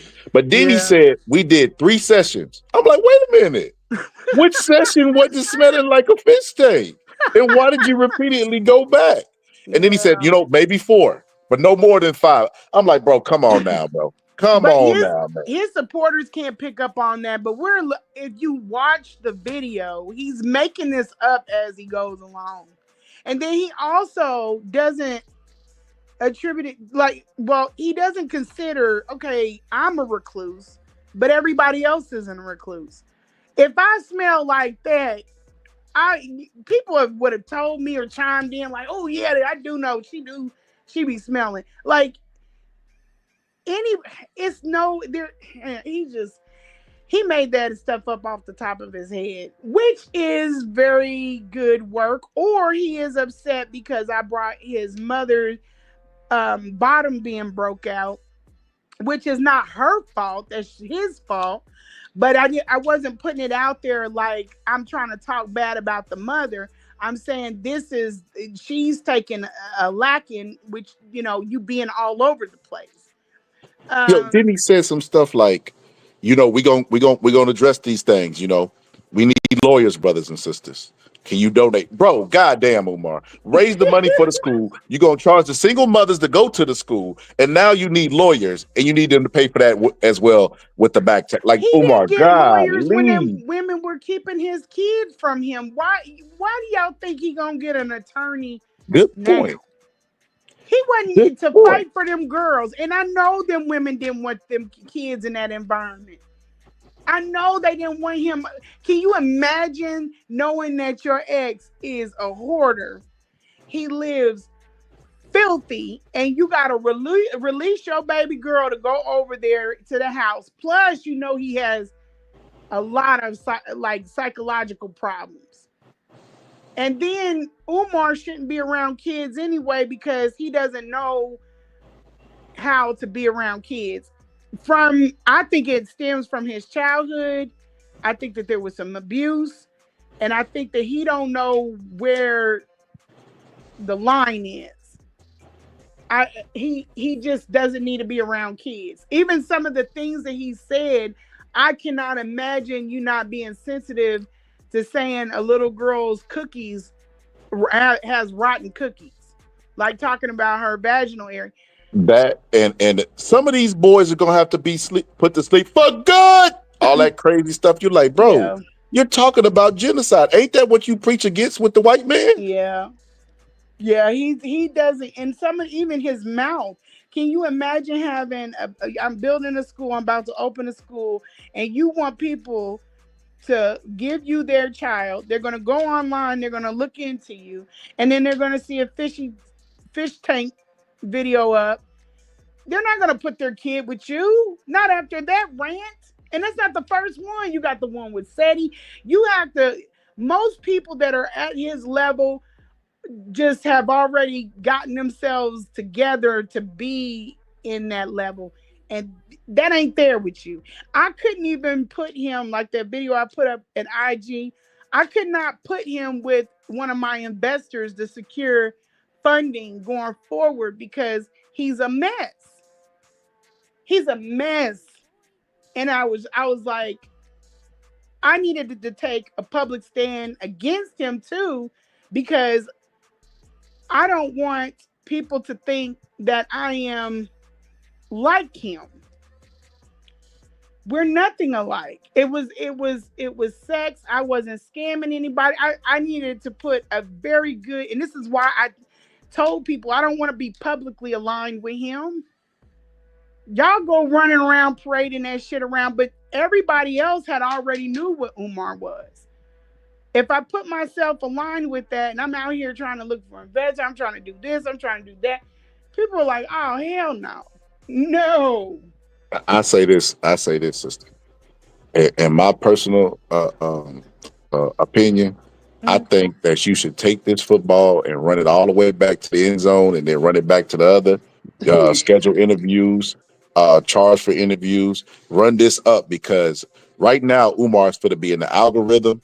And why not? Why? What is like? I don't understand. I don't shame people for doing something I would probably do in the same situation. Yeah. I try to put myself in their shoes, and I'm looking at it like, what?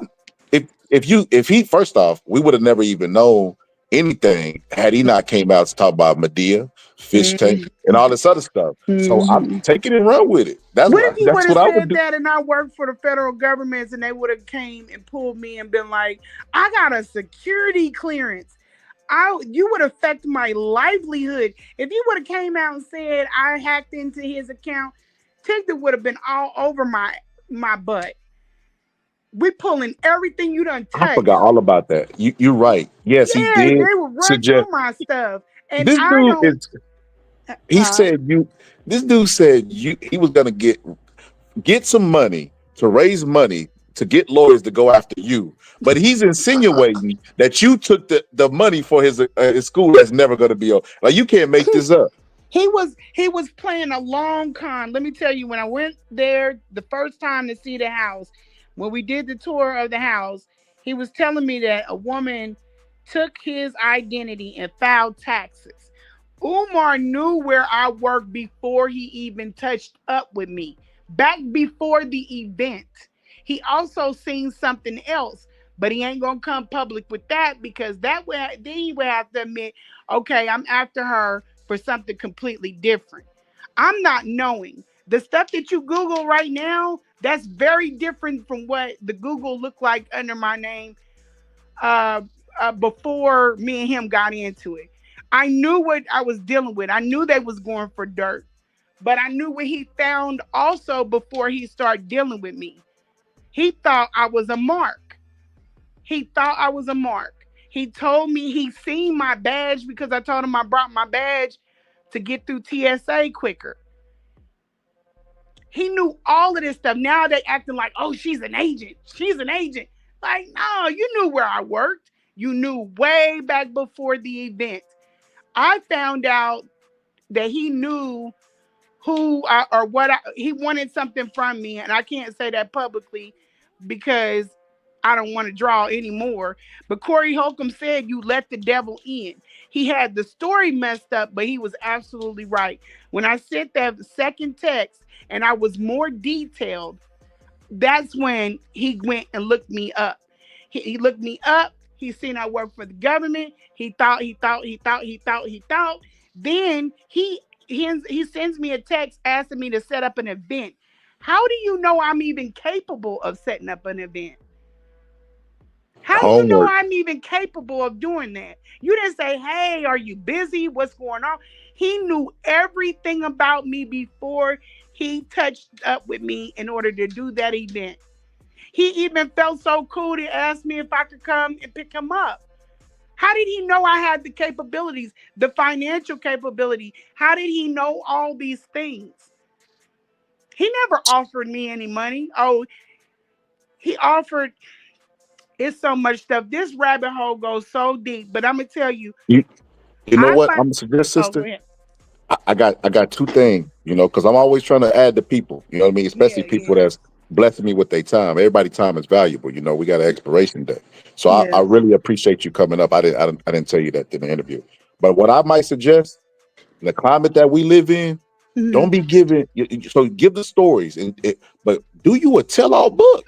I'm from the era where Superhead became a millionaire off of detailing rapper sex. So if Umar got this cult out there that's obsessed with you, write a sex book. Yeah. Yeah. How to keep your man? How to how to give him that? Bop a doop tap I do wop a do ya pop bop a doop tap I do yeah. Call it umba. You know what I mean?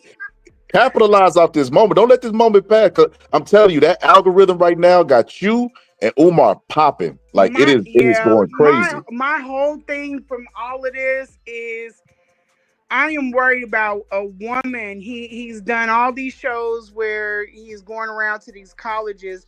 My greatest fear, people like, be quiet. We didn't heard enough. We didn't. I'm like, no. I'm thinking that if I would have seen this, I wouldn't have never gotten this. If there was even a question, I would have never put him next to my son. But my worry is that a younger girl is going to get involved with him because that's what he wants. He wants a young, and there was already rumors that he has a younger baby mother, like in her 20s, late 20s. And I've heard the stories from the women that the public will never know about because the way they did me, those women were watching. They're never going to come out and tell their story. I've already talked to some of them trying to get them to come out and back me up. But I can't push them to do that because I can't be for sure how that's going to go for them. And I also know what Umar is capable of as far as him with these ditzy bras he be sending out for people. But my biggest worry is that he's going to get with a girl and she's going to be young and he's going to do one of those things to her and it's going to mess her up for the rest of her life. She's going to be and I would, even with when the conscious stripper, I went back and looked. If they didn't shut her up, he wouldn't have had all these women. He wouldn't have had all these women victims. They're saying that, I forgot all about the concert. It's been so much. Yeah, they shouldn't have shut her up. They pushed her stuff all the way down in the algorithm. So when we went to go look, she ain't there. So I've been running around ringing all kinds of bells. Do you got an official YouTube channel? I do. I'm so busy. I swear to God, I'm so busy to even keep it and be consistent. I thought about it, but I don't even know. And when they reaching out to you for the interview, this is how you do that. When they reaching out to you for the interview, tell them, okay, this is my price, this is that, right? And whatever footage that you use, I'm gonna need to be able to use the same footage as well. So that way you killing two birds with one stone, and then people can find you on the account, and then you shout out your social media while you over there, so you can take full advantage of the situation. Yeah. Because people ain't gonna do right by people if we're given the option. They be thinking about they like Umar, donate to FDMG. I seen a video where I'm Umar, not worried about getting money off of this. My project, that's what I want to get it up. It launches next year. That's what I want to. And I was trying to explain to people, this situation is so small. There's nobody that's come to me offline and been like, hey, I heard about, are you okay? Nobody's walked up to me and said anything about this situation. Most people don't care about it. It's not what they perceive it to be. It's a big deal to us. It ain't even made my local news. It ain't made national news. It probably will for what's coming for him. Yeah, if that school go, that algorithm already going crazy is going to the top. Yeah. And but yeah, I'm not. I have something. I got like so many things on the fire right now. I'm popping in real life, but it is something I could do something with, but I'm more focused on. His mother, I wanted to help get her out of that situation. And I want to help these girls I'm not going to tell you don't do something because I don't want to be that person. I want to tell you that this is what could happen. And look at what happened with me. It's your word against his, and he's on a bullhorn. He's got, his voice is going to overshadow yours. So be cautious, because whatever happens in that hotel room, that's what happened. That's what happened. That Tasha K interview, they went right over the fact that his mom messed up. They went over all of this other stuff and went straight in for me. They don't care about nothing this man does. He can do no wrong. He the chosen one. Yeah. When he compare, I seen a video you posted. Oh my God. Well, this man said that he was the Black Jesus. Yeah. He calls himself RB Jesus. Yep. Or Oh the my Messiah. God. That is I got hilarious. a text. He was like, I don't care. I'm the savior. I was like, oh shit, we're back on this again. Oh my God. So, They so made him feel like that.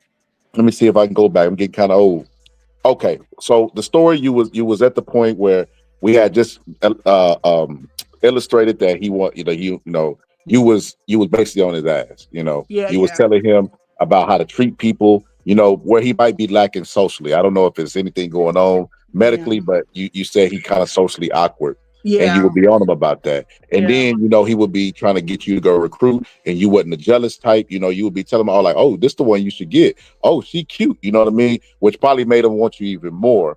So then now we get to the mother situation and how that's going. You Oh put it on him man. so good that he just gave you a honorary certificate from the FDMG Academy and made you the staff and then gave you a position that you told. I was so shocked to hear that you're not a healthcare provider, but Right. he gave you that position with his mom. So let's go back to that. I think it's just like with thieves, thieves hang with thieves. I think that he hangs with other scammers, even like the women that he's around. I think I was the only person that he was for sure that I was okay enough to be around his mom um after he had touched me, because he told me he's never put anybody around his mom that he's touched.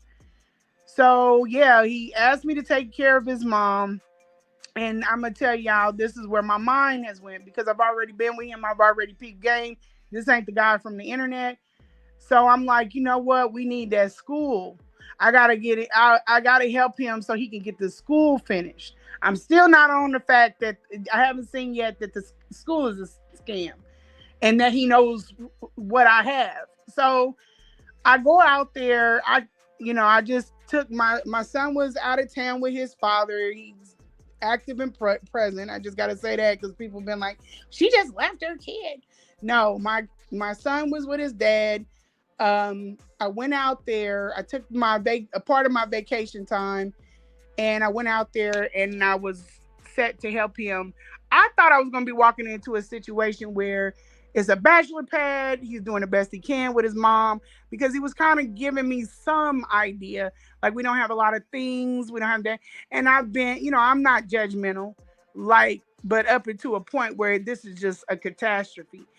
So I get out there and I get to the house. He started telling me, like, giving me step-by-step directions. And so I get over there, the car sends for me. I get up to the house. He's like, come in fast, be quiet, because I got newsy. They don't say nosy, they say newsy neighbors. So I come in the house. The house is kind of dark lit, and I shut the door. And his mother, the first thing that I see, that kind of comes to me is the smell. Then I see the amount of stuff. And I'm not trying to show my emotions, because remember I told you how I am about my emotion. So I'm looking for her. I see him. I'm looking for her, and I tried to, be bubbly. So I'm like, "Hey!" He shuts the door, whatever. And I meet her, and she's bubbly, and I'm like, "Oh, okay." So I go right over there. I, shake her hand, and he's like, no, no, no, no, no. You don't come in from outside and touch her. I'm like, oh yeah, of course. Not at this point am I trying to look and see everything that I'm seeing. I'm trying to act like it don't bother me. So he said, you can go upstairs in the bathroom and wash your hands. And I don't want to make people feel uncomfortable about their home either. So I'm just moving like I don't see all of this stuff. And so I go upstairs. I'm trying to walk fast because I don't want to look like I'm, being nosy either. But I seen upstairs, I was like, what the fuck? When I got in there, excuse me, but I went upstairs to the bathroom to wash my hands. And I was like, all of this was like surreal. It was like, I can't even express to you what I was feeling. And the crazy thing is, the stuff that he wears like on live, like the Nat Turner, the red, green, red, black, and green jacket is laying up on these tubs. So I'm like, yep, you're actually in his house. Because I'm thinking, what is this? What is going on here? Yeah. So, the people asking it, was he catfish? No, I was damn catfish. And I'm looking around in the bathroom, but this is all in a matter of months, because I'm not trying to just be lingering. Because I can tell by the way he's acting that this was a big step for him. He does not let people in that house. He uses the same people to care for her, but he does not like letting people in the house. And then everything, I just see everything. It was so much stuff. I ain't never seen that much stuff in a house before. It was everything. It was like, I could tell you, like, there was a jar of olives in the bathroom and it wouldn't have been out of place. Like, it's just, there wasn't a jar of olives, but it was just stuff everywhere. You did say that it was flies because he be doing sacrifices. Okay, so as I'm walking around, things are starting to tune in, and I do see these fly strips. I took them bad boys down as soon as he left, because my hair, I took 2 of them down. He had flies that were on it, so there have been flies there, and then we had, I think, 3 or 4 lingering, like flies that are still lingering, but I wasn't about to wait for them. The way he had them was, they're in the doorway, so you got to dodge it every time. And I took them bad boys down. But when I took closer, it stopped. Everything just seemed dated, and it was just an enormous amount of stuff. And then the floors were really bad.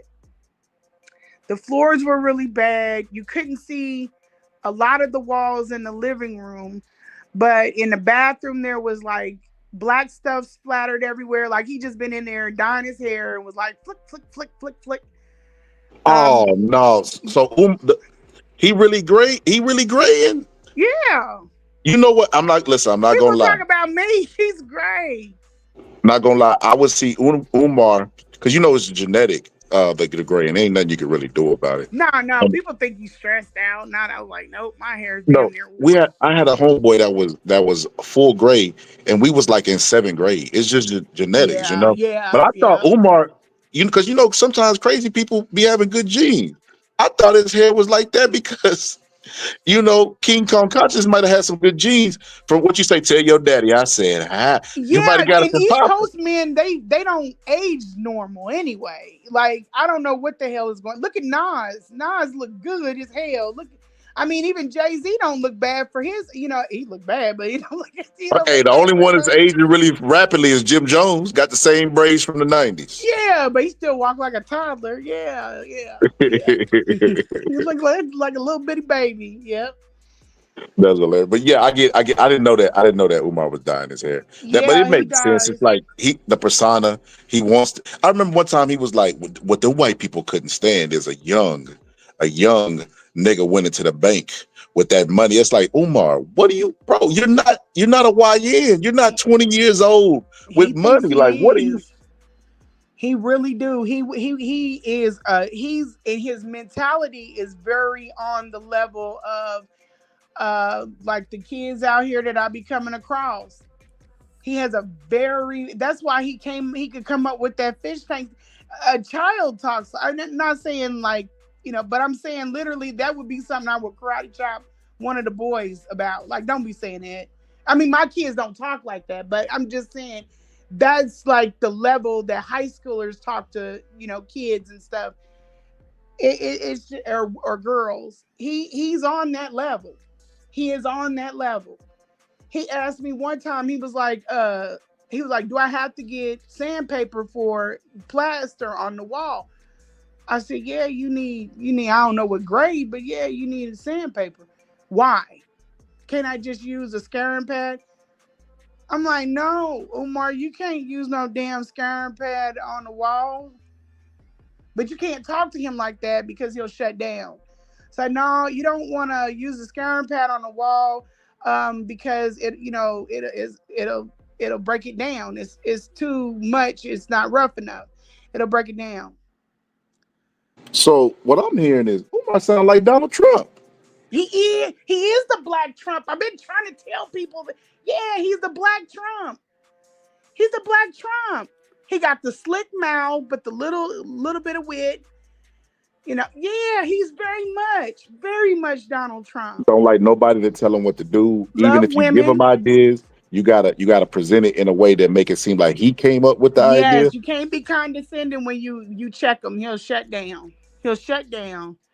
When you get on, and sometimes I just can't help it. I'm like when he bullied that one girl, I'm like, why the hell would you send people after her? Like He gave a soft threat to you and Mr. Honor. He was like, all these people talking stuff, and I have their addresses. What you gonna do with it, Umar? Umar. What are we doing? What are we doing? Not King Kong consciousness sending soft threats. Yeah, that's why I was talking about with him leaving the strap on the dresser. Like I play with straps. I've been breaking my father's military. He wanted a son. All of us know how to work firearms. We know we got them. We collect them. Like we're enthusiasts. We used to do training when we were kids. We're those people. We're Midwest Black preppers. Like I don't give a damn about no girls you send down here. And I'm older too. Like even I have a left shoulder that's bad from a shoulder brace on. We don't care about that shit. Don't send them girls down here because I'm gonna pick them off. Don't do that. And I told him that before, but he keeps doing it. I think it's because it'll agitate me because he knows I'm a private person, but I'm not a private person like you're a private person. I'm not paranoid. You're paranoid. So that's why he always got the shifty eyes and looking around. So Umar, he definitely armed and ready. Oh yeah, and I think he left that gun out kind of to show me he had it. I don't know why the hell he has, but to kind of to intimidate. But you, come on, man. And I'm like, yeah, that don't work with me. You got to find something else. But he's very much like a child and very paranoid. But I'm not paranoid. I just don't like people in my space because I need them to know the proximity. Like these girls been running around thinking I got something to hide. They've been trying to find dirt. There's whatever you find, I don't give a shit. But I'm just saying, I don't care about that. There's nothing there to hide. It's just the fact I don't mess with you like that. And people that jump boundaries, that's an issue for me because it's lack of respect. I have boundaries and I respect boundaries with people. It has nothing to do about what you find out. But he's been doing this, and I told him that's what sent us up the way. I said, look, get your people up out of my space. Get your people out of my space. And not only am I protecting my privacy, but other people around me, they trust me to keep their privacy. And he just basically jumped over it. He didn't give a shit. I said, okay, so you don't care about my privacy, I don't care about yours. And I went to Lennon. You know what a question I don't think nobody's asked you. How does your son now see Umar Johnson? Oh yeah, my son is just like, he's lost respect for him because he's very childish. More so before he was comical. He was like, this dude is hilarious. Like we will both be watching No Context. But now, and then they also had their own fall. Well, it wasn't a falling out, but he fell from grace with him. I stopped wondering why he stopped talking about Umar or something. So my son got a check from a bestower And we thought that Umar left with both the checks in his bag. Like when we in the dressing room and stuff. I know I put the check somewhere.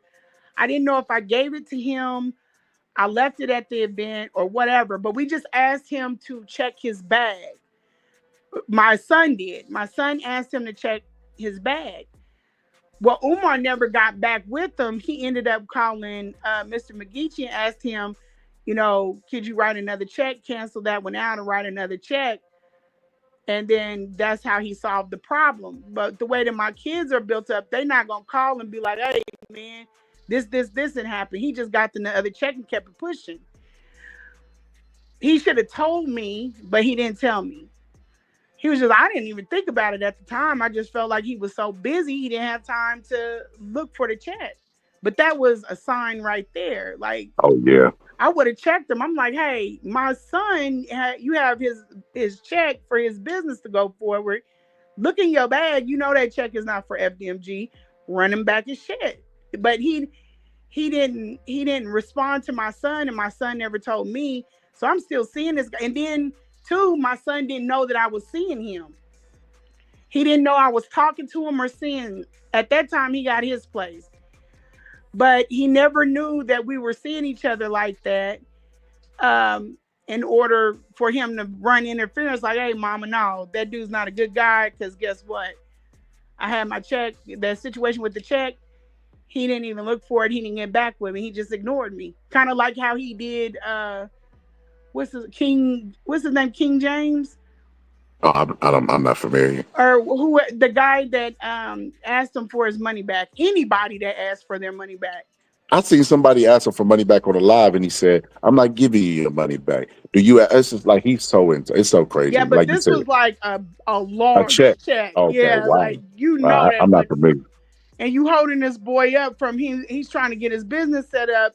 This man gave him a check because he was trying to bless his business. My son is really good people. And you just shrugged them or snubbed them. And I thought that was just lame. That would have had my ears like go up. Like, yeah, you're not a good person. Like, running, and he's a young kid. He looks up to you. He did a wonderful job on your event. Don't do him like that. I would have cut him off right then and there. But yeah, so I go on. I'm taking care of his mother. He doesn't give me, he's saying like he does all of this and he's so about his mom. But even when people took my kids, I made sure that they know everything about my children. I was calling and texting him like, where's your shirt? Where's your sock? Everything was in a disarray. It was just a bad, it was disgusting. And I was trying to give her optimum care. And he had it to where he has like these mountains and mountains of baby wipes. And I'm just like, I gave her a little bird bath, whatever, but she's not getting submerged in the tub. So I sent him like stuff about her getting a portable tub because she needs to get in some water. I just, was trying to tell him all these things that he needed. We went through, I'm a minimalist, so I was trying to minimize him down, and that went bad. So Umar has an emotional attachment to things, not people. He'll care more about his Air Maxes, or not even an Air Maxes, a Frederick Douglass mug, than he does about you and your child. Just like he was, remember when he had that live and he was in a chair and the chair was like jacked up and people were making fun of the chair? Yeah, I remember. He cares about that chair more than everybody on that live. That's how he is. So people think that he's going to take off and go to Africa. I was wondering about that because he has an attachment to those things. Unless he's going to pack up all that crap and take it with him, he's not going to scale it down. Even that stuff that was in FDMG when they vandalized it, that's from the 2019 apartment. He doesn't care, like he doesn't take good care of it, but he doesn't let it go. He was going to hoard out that building. I was about to say, it's so crazy that I ain't major in psychology, but they definitely learned about hoarding and how it's some mental illness and stuff Uh-huh. like that. Looking at what's crazy is they was already the online trolls was already getting at Umar about long before this about which I don't understand why you need receipts Uh-huh. about his dirty place. Like everything you're saying is not new discovery. We already knew Umar was scamming people. We already knew, but like they want to force you to bring receipts. That is absolutely absurd. But Yeah, I I wanted to don't say this. understand why did they not like how did he keep being able to go and y'all knew his house was like that? I don't. Not y'all, I'm just saying like the No, no, no, general. no. I'm No, okay. I get it. But I think, it's to keep the. I don't know if you watch Martin. You remember Tommy? Them keep the light alive. That's what Tommy say every day. And Umar has turned into Tommy from Martin.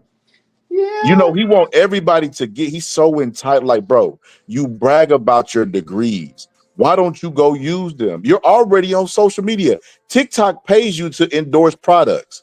Go endorse their products. Stop begging to get on the Breakfast Club to get a wider audience to go scam black people. If you understand that black people are the a vulnerable group in Uh-huh. America and they're already taken advantage of, then Yeah. why would you come and exploit to say, but see, Umar knows that we don't have nobody to fight for us. That's why he calls himself the savior and all these other things. Yeah. He knows that nobody will come. What America has showed us consistently, you could extort black people and there be no consequences. To Yep. run off into the sunset And with the he knew money. it. Yep, and he knew it, and he exploited black people, and that's why I have a disdain for Umar. He I didn't start off has like that. he's actually very like I say he's dumb all the time. He was smart in a way that he knew in the wrong way. He knew that he took the most emotional like the most emotional route towards black people, and that is one place that will keep us emotional is the movement. He went into that. He knew that people were emotional and insufferable, and he like you said, he extorted it, and which was and I've always been telling us we got to stop being so emotional or not emotional about our situation because it leaves us vulnerable. And then the other thing that he came in and he saw the fact that we hold certain things at like a certain esteem, like us being titled, like we love and the enemy knows it too because they put these. It was at one point we had like for every major city we had a black mayor. It was like they give us these titles and these offices, and then it kind of makes us feel like we're getting somewhere. But they use those people to do more damage. And I won't go off into that, but I'm saying that's just something that we hold as some level of esteem. So the formal education, the higher, the better. It's like literally anything you don't have to fact check, and people are not fact checking Umar at all. You can make a killing going through all his stuff, fact checking it and set it right because a lot of that stuff is wrong, and I knew it was wrong. Like when he came out with that thing about Haiti in the iridium, he wasn't telling the full story. He was putting it to like, that's like vibranium to Wakanda. No, it's not going to change the direction of Haiti at all. But he banks on it. Yeah. He banks on it. I remember Umar, and this is when I knew Umar. Well, I always knew Umar was full of it, but more so because he has an opinion about everything. Yeah. As a person with 6 degrees, you understand peer-reviewed data and letting experts handle the stuff and then quoting them and looking at what the literature says. But he has an Absolutely. opinion about everything. He thinks Yep. he's the expert on everything. And there was a boxing match. And when I tell you everything he said was wrong from top to bottom, Yep. I'm like, oh, now he's a boxing scholar. Oh, you can't And make this up. Like, and we have people that know they won't go to Dr. Claude Anderson about finances. And then you could see people in his comment section. Oh, Dr. Umar, I want to hear your opinion on this, your opinion on that. Develop your own damn opinion. Why do you need him to tell? And that's why I couldn't stay in that space. I was like, yeah, this is not about. I go to different people for my for my I guess my education on the movement. I don't go to his space, and it's just the dark space. It's not, people are not learning, and most of the people that follow him are following him because he's turned into a joke. So if you're really into the movement, you're really like wanting to know what's going on with us as Black people. You have to go to different areas in order to get the education. And he Yep. doesn't. He's talking about girls and everything else. I told him, Anissa, I don't know how he got this wrong. And you'll hear him say this. I said, Anissa came out because I was there at the house. I said, she's come out because you keep putting these younger girls up on your page doing these voiceovers. But she can't get no time or no kind of recognition from you. He turned it, twisted it, flipped it to say that the mothers were jealous of the girls that were going up on the page doing the voiceovers. I said, that's not what I told you, Umar. I told you your daughter. You're sitting up here putting up that girls are graduating and all this other stuff, which wasn't nothing wrong with that. But you got a whole daughter over here begging for your attention. And he wouldn't give it to her. And then she came out, she tried to hold back what was going on with her. Can you imagine for your father to just like there, and then you're already struggling with mental health? So yeah, she crashed out. And I told him she was going to crash out. When I tell you, I look at her and I'm told just him like that she was going to. saddened for her because you got the dude, most requested scholar, 7 degrees, blah, blah, blah, blah, blah, blah, all his accolades.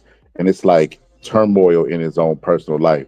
He talking about saving Black boys and how many he done saved, and he can't provide that for his own. He can't put himself on the couch and evaluate his own life. This is going to really drive people through the roof. He don't like kids. Umar does not like kids. This is why I need these women to come forward, because, baby, all of these kids are there, these women, these single mothers, he has never interacted with the children. He been with these women for years. One that I'm thinking of, I think he was with her for the longest. Never, she had multiple kids, never dealt with the kids, never, nothing. One lady had a child that has autism. He done graduated and everything else, and I won't go off into like any more specifics, but he was no help to her with her child. She couldn't go to him about anything, and you try not to be mad about it because you're thinking this man is busy. You know what I'm saying? It's kind of like having a mechanic for a husband, and you wait for him to get your car together, but he's got all these other customers. So you're trying to be patient, but eventually it's like, come on, man. And I thought about it when he asked me to help him with his mother. I wanted to say, you can't even help me with my son. You don't even, but you want me to help you with your shit. But this was when I was at a different point. So I just went ahead and I did it. I went in his space. I helped him with his mother. But I had a want out of that situation too. I wanted that school to get open because it helped me with the tool that I was developing. I felt like, okay, your life is a mess. I'm going to help you clean up your life. You're going to get that school open. By that time, we'll have everything. We'll be in a better house. This is when we were on the roommate thing. We'll be in a better house. Your mom will be cool. She'll be happy. And then I'll be done with my project. Because I'll just stay at the house, take care of her, take care of the house, and then take care of my project. By the time the school is open, this is what I'm telling myself in my head. By the time the school is done, my project's done, the school is done, he won't mind helping me with this because I've taken care of his mother. This is what I'm thinking. But then it got to a point where I was like, yeah, this is not an option. I got to cut my losses. So the last time I took care of his mother, I was out. And I cared about her. I really did. I do. But I left her in that situation, came on back to Kansas City. I started going in on him about getting his shit together. Because when I was there, he didn't want to change anything. He didn't want to do nothing. You couldn't even minimize the junk. You didn't want any help. He wouldn't listen to me on things, especially with Anissa. I asked him, I said, give me Anissa, send Anissa down. People think that's odd, but I've helped women before. I went out of town and got them out of bad situations. And he's given women to me in order for me to do it because he knows I can do it. So I said, let me get Anissa. She don't know that much about you, so it ain't about you. I'll get her straightened out, and then down here, nobody will know who she is. He left her straight out there in North Philly for whatever to happen. He can't walk around Philly, but you gonna let your baby out there. So I was like, yeah. That's when we started going at odds. I went out of town. I went to a gala. I met somebody. And then I was like, yeah, this is a better space for me. Let's all of this. And when I came back to Kansas City, I started trying to wrap things up. That's when the people start coming in my space. He tried to distance himself. I try to distance myself. He would sit, and then the other thing that he would do, I'd have my phone like on my desk, and it'll be in the office, but it's still the fact of it. He'll send just my picture out of nowhere. I ain't talked to you all day. He'll just send a picture of me to my phone. He don't care or think like a nude. Yeah. Oh, yeah. King Kong conscious. He was that he got that itch.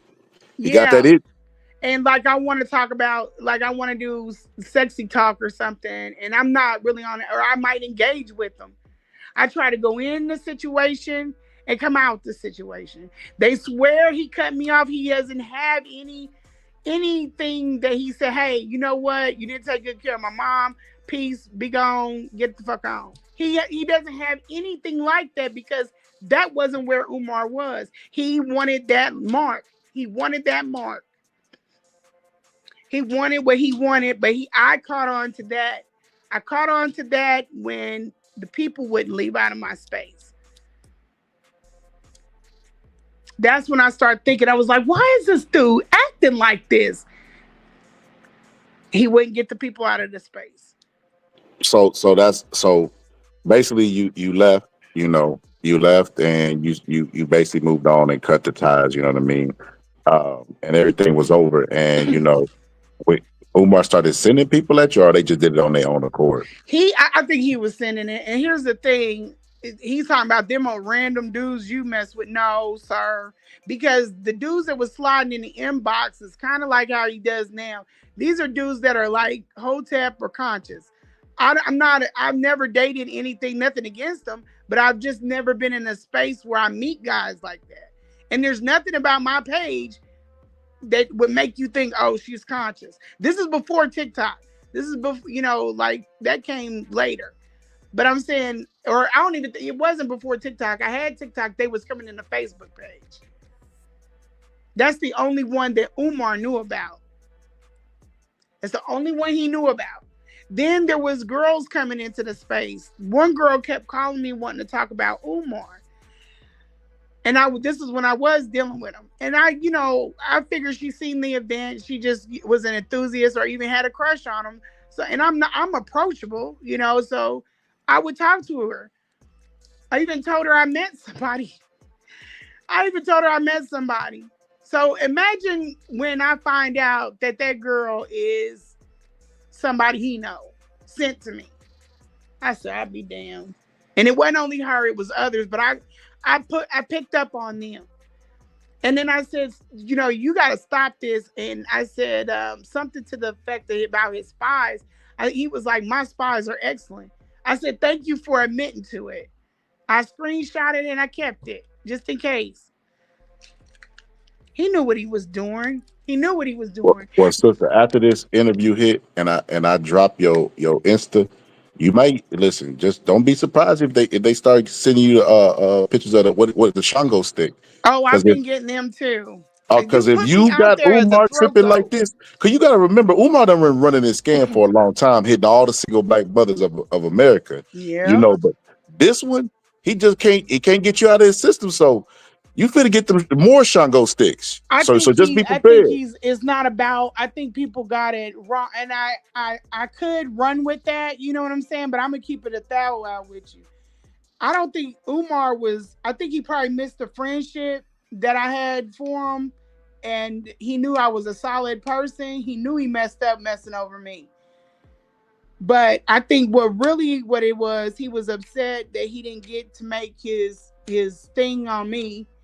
And I found out about him before, and I left him alone before he got to drop me. And his ego can't take that I left him alone. Yeah, that is a very like he say he the black Donald. He don't say it. We say it, the black Donald Trump. That is very very true. Yeah, Yeah, he don't like the fact that he want to get back with you just so he can break up with you. Yeah. exactly. Exactly. That's the whole thing. And that he had his eyes set on me doing, and I could see, I didn't pick up on it before when I was in a room. I went shopping when I was up in Philly. He was shocked I didn't get him anything. I didn't look at him like that. I'm a shower anybody. If I'm crazy about you, I'm gonna give you whatever you want. But I didn't buy him shit. I didn't bring. Only thing he got from me, I didn't even donate to the school. The only thing he got from me was the hoodie, the Marcus Garvey hoodie, and that was for coming to our city and doing the event. I got him. We had one made for him, and we had one made for my son. Other than that, I didn't do nothing for him. Nothing. I didn't buy him Valentine's. There have been girls that have dropped down on him. I didn't do none of that. I didn't do it. There was always just something that was wrong. There was something just was off about it. But it wasn't until the last time I left, when I tried to leave out of the space, everything was revealed. Wow. It just came down like, I don't know. It just came out, and then I put the pieces together, and I said, well, I said, you're gonna have to get these people out of my space, or I'm gonna out you. He backed off a little bit. He started relaxing, started being playful again, and then he started up again. And I was like, you know what, Umar, I'm gonna go out. I'm gonna expose your ass. And he was like, do what you want to do. I'm the Messiah. I don't care. He was like, you messy. He called me an evil demon. I was like, okay. Then it's up and it's stuck. And I still didn't go and expose him. Went a little bit longer, and I was like, you know what? I'm sick of this. I said, I'm gonna tell, because you're evil, you're mean, and you're evil. And then you got all this shit going on. You don't want to help your daughter. You don't want to help your mom. He literally, I'm glad that I did, because I would have never known about these girls. That's when I found out what he truly was. I said, oh man. So two things I want to tell you. You know, cause I started kind of late. I don't want to hold you here too long. Like I said, you have a great conversation. I really enjoyed this Oh, interview. But thank you. I wanted to say this. You know, uh, I'm gonna apologize now on the behalf of the black community. We don't know no better. You know, and I find myself participating in bullshit, and I be like, why am I doing this? You got to remember, we come from a long line of Jim Crow, sexual assault. Yeah. You know, We're just a whole sick. bunch of Yeah. mental abuse. And now that we in 2025, they want to champion mental health. It's like, wait a minute. Well, where our free therapy then from the government Okay. for putting drugs in our community? So they don't Yes. know any better. When they coming after you, you just got to write that off. It's a lady online. I follow her on TikTok. I can't remember her name, but she is extremely, she is gorgeous. She is pro-black, all that stuff. She left America a long time ago when she started to feel like America was on some fuck shit, right? Right. But she be getting passports for black people. They done reported her for that. I don't know if it was a black person, but they reported her for trying to give black people their passport. That is absolutely crazy, right? Black people So were doing this? I don't know if it was black people. Somebody reported her because she don't know where it came from. But somebody did report her, but it might have been a non-black. So I'll give black people grace on that. But this is where the craziness comes in. So Tariq Nasheed gave Umar his start. They fell out, right? Because Hidden Colors is what got Umar on the scene, right? They fell out or whatever. Tariq Nasheed is very smart because he come from pimping. He know how to evolve the game and make money. He got Tether and FBA and all that stuff trademarked. So he gonna make money off the title FBA. So he's smart about his business, right? So he knows the game. Umar is not as business savvy as Tariq Nasheed. Not at all. But check this out, sister. Check this out. So the woman, she did something or said something about Kamala Harris or something about the government or something like that, criticizing Donald Trump. Would you believe that these people started calling her a tether? Mind you, she's not African. She just moved over there. She's a black American. You know, FBA, according to them. They start calling her tether. She didn't even know what it meant because she'd been gone so long. She don't know about the Tariq Nasheed way. But I just looked at that like, oh my God, you have a woman who did what most people won't do. Because black people say everything, but let's go back to Africa, right? So she went and did it by herself. She didn't need a group, and she still reaches back across the aisle to try to help other people, and they still throw rocks at her. And that's when I knew it's like, there is no shade tree in America where black people can hide from criticism of everybody, including our own. So when they going out there calling you nasty things and doing all this stuff, just remember, so they don't know no better. Yeah, you know, and a dude who's talking about you, a dude who's talking about you. Sorry. A dude can never talk about you. You know, when according to him, he done met with you 3, maybe quote unquote 4 times. So and then he knew the hours. He was like 20-hour sessions. Bro, what are you scheduling your sex sessions? He's lying. He needed to put that together to make it. I think some girl got tight that didn't know about me, and then the visual too. You got to understand that played a lot of it.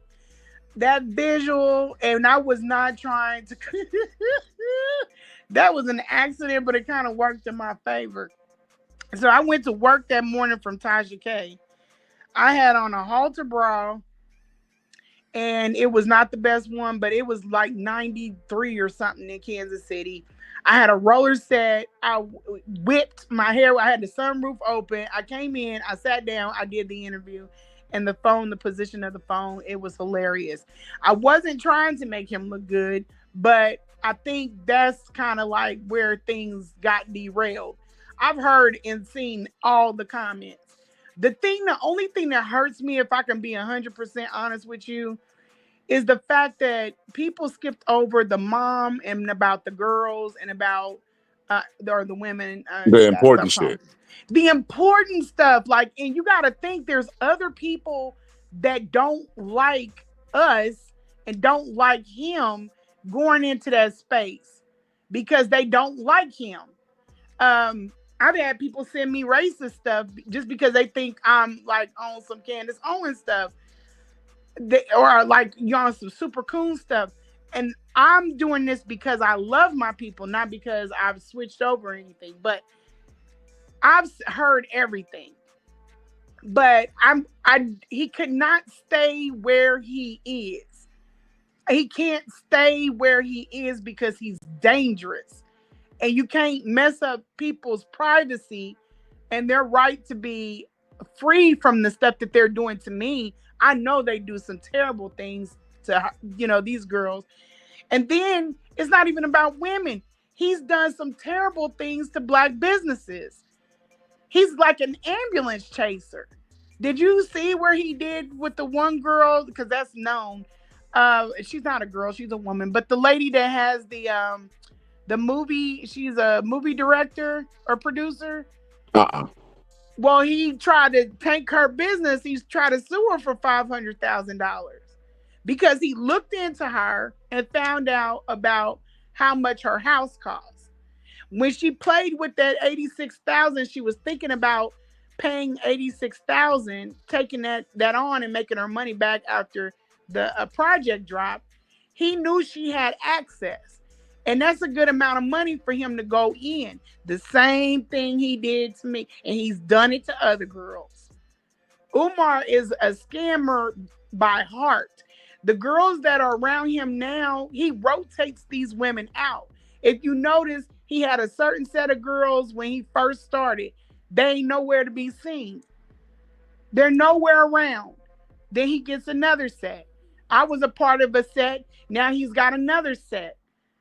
So the girls that are out now, they do his dirty work or his bidding, as far as where I'm concerned.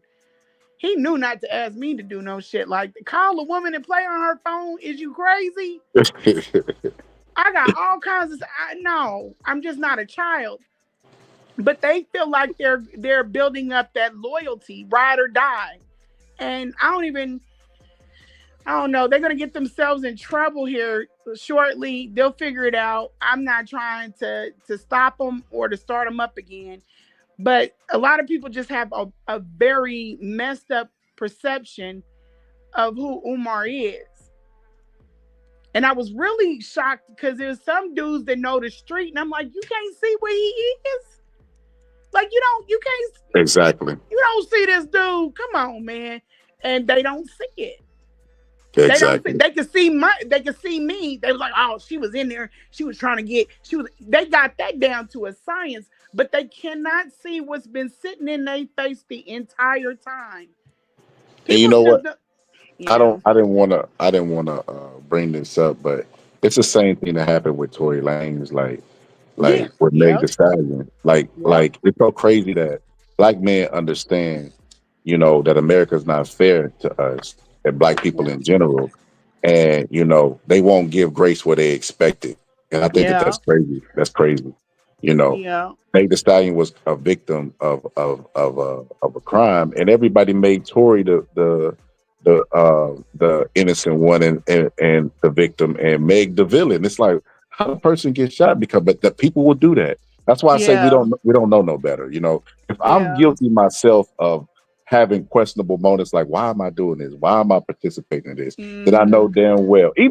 I've even had racist thoughts too. I've people. heard a lot of dudes commentary off of shows, and they'll be like, they think that ain't no woman gonna go in there and take care of your mama and do all of this unless she was up in there looking through.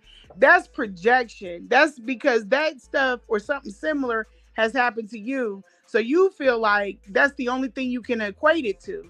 And that's why I told people, take bitter and scorn out of this and look at it for what it is, because that's gonna make you think I'm just out here trying to get clout for these interviews or money. I'm trying to make money or just trying to bring him down, because all of these different things, if you don't listen to nobody and you say, oh no, that ain't what it is, it's got to be this, then you can't get no further in this. You're going to keep being up under the same con. It's like you never wake up. Sorry, go ahead. That's facts. I wanted to ask you this. Are you familiar with Charleston White? Absolutely. So I know you're not in it for the money, but I just want you to listen and hear me out. Just hear me out. Okay. I know you got your projects and everything, but you need to capitalize off this moment.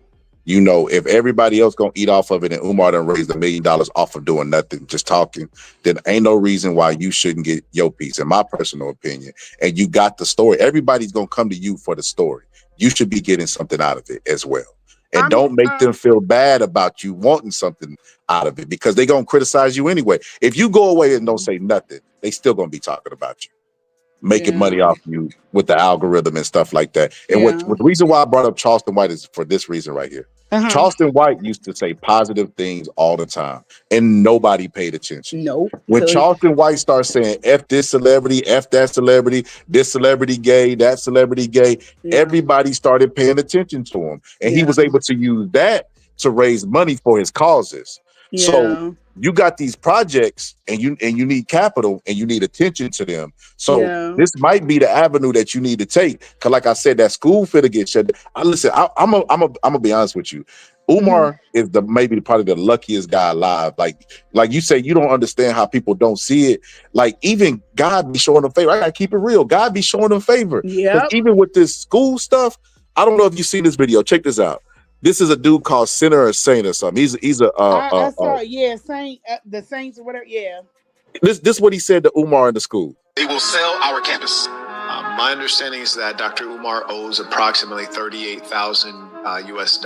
I will write the check for, $40,000 or so, however many dollars it is, in exchange for control of one of those buildings. There would be nothing worse than you missing the opportunity that I'm offering for us to save your project, save the valuable dollars donated by the people who support you. And if you don't take my offer and you allow the school to go to the hands of those you would consider the enemy, this will be probably the end of your social media career and your ability to raise capital. So I just want it to be known to the public, and please do share this because it's sincere. Don't miss this opportunity. You have What? Wow. He could have bailed Umar out for control of one of the schools. I don't understand it. There's Because a he be going problem ham on with that. Umar. There's a problem with that, and I wish. One thing, and I gotta be real limited on what I can divulge, and that's sad because people take things and they start digging. So one of the things that I deal with in the actual business that I have, I found a way from my job. There was a need that wasn't being fulfilled. So I figured out a way to make money from that. But the problem with it is nobody else can do it but me. So there's no way for me to scale up, because I'm limited. I'm one person. Okay, with that being said, I got another project going. So I was looking for investors, right?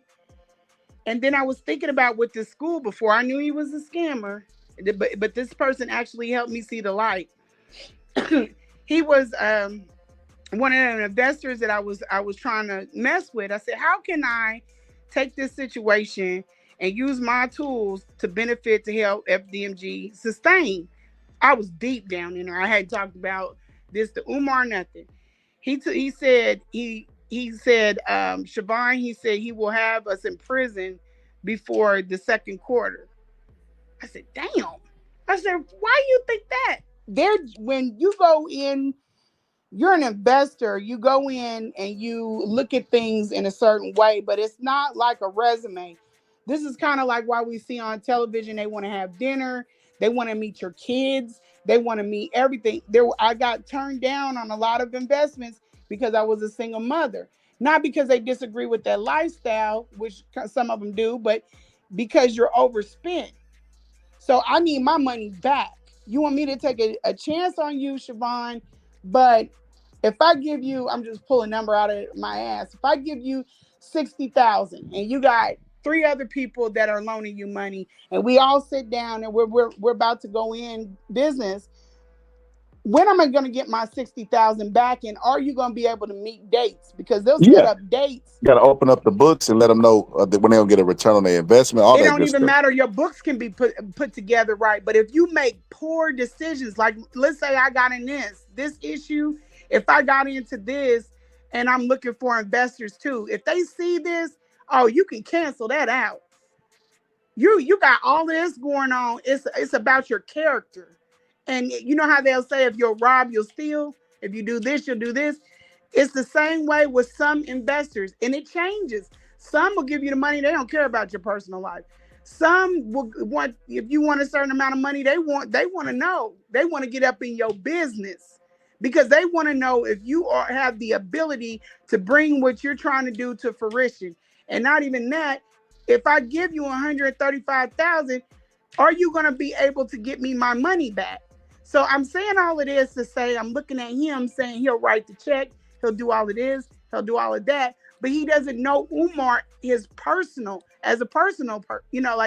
doesn't know his characteristics, he doesn't know his integrity, he doesn't know anything about Umar unless he does know him. And he's one of those investors like, I don't care. But you got to think, it took him 6 years to get to the doors open. He attempted this project with nothing, not building correctly. So that tells a lot about the person. So you don't have a board, you don't have, your books is jacked up, you don't know how to do a campaign to even get the money in. you don't have any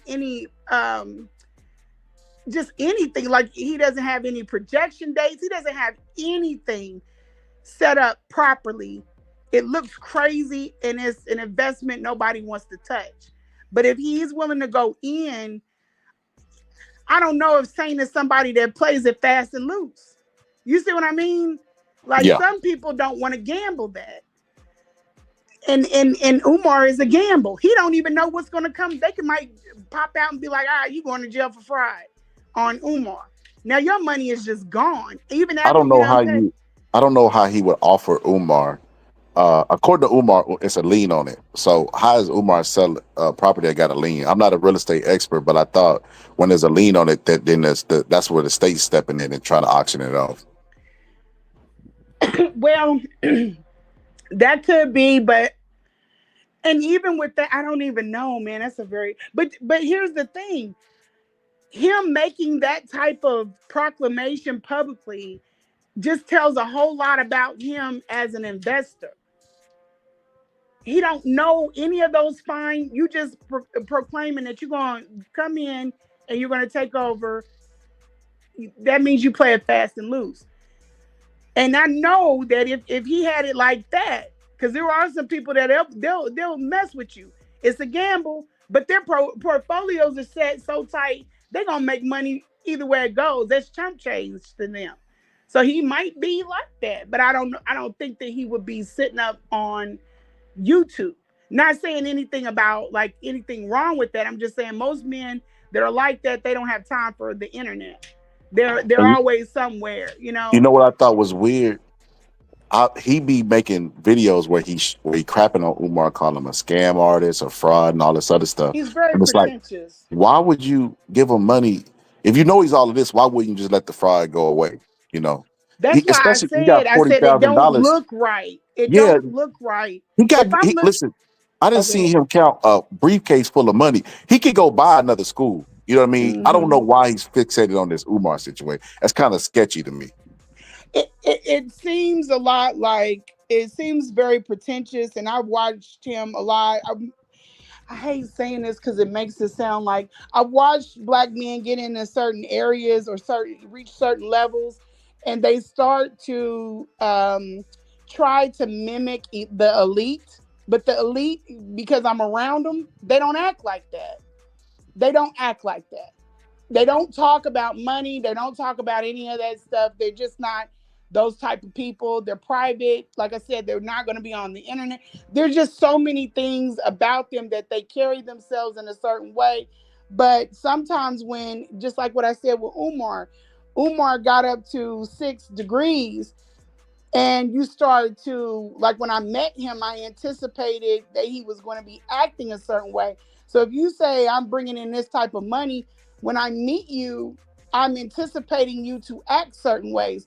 And a lot of times in the black community, it don't match up. You see what I mean? Like, it sounds good, but it don't match up.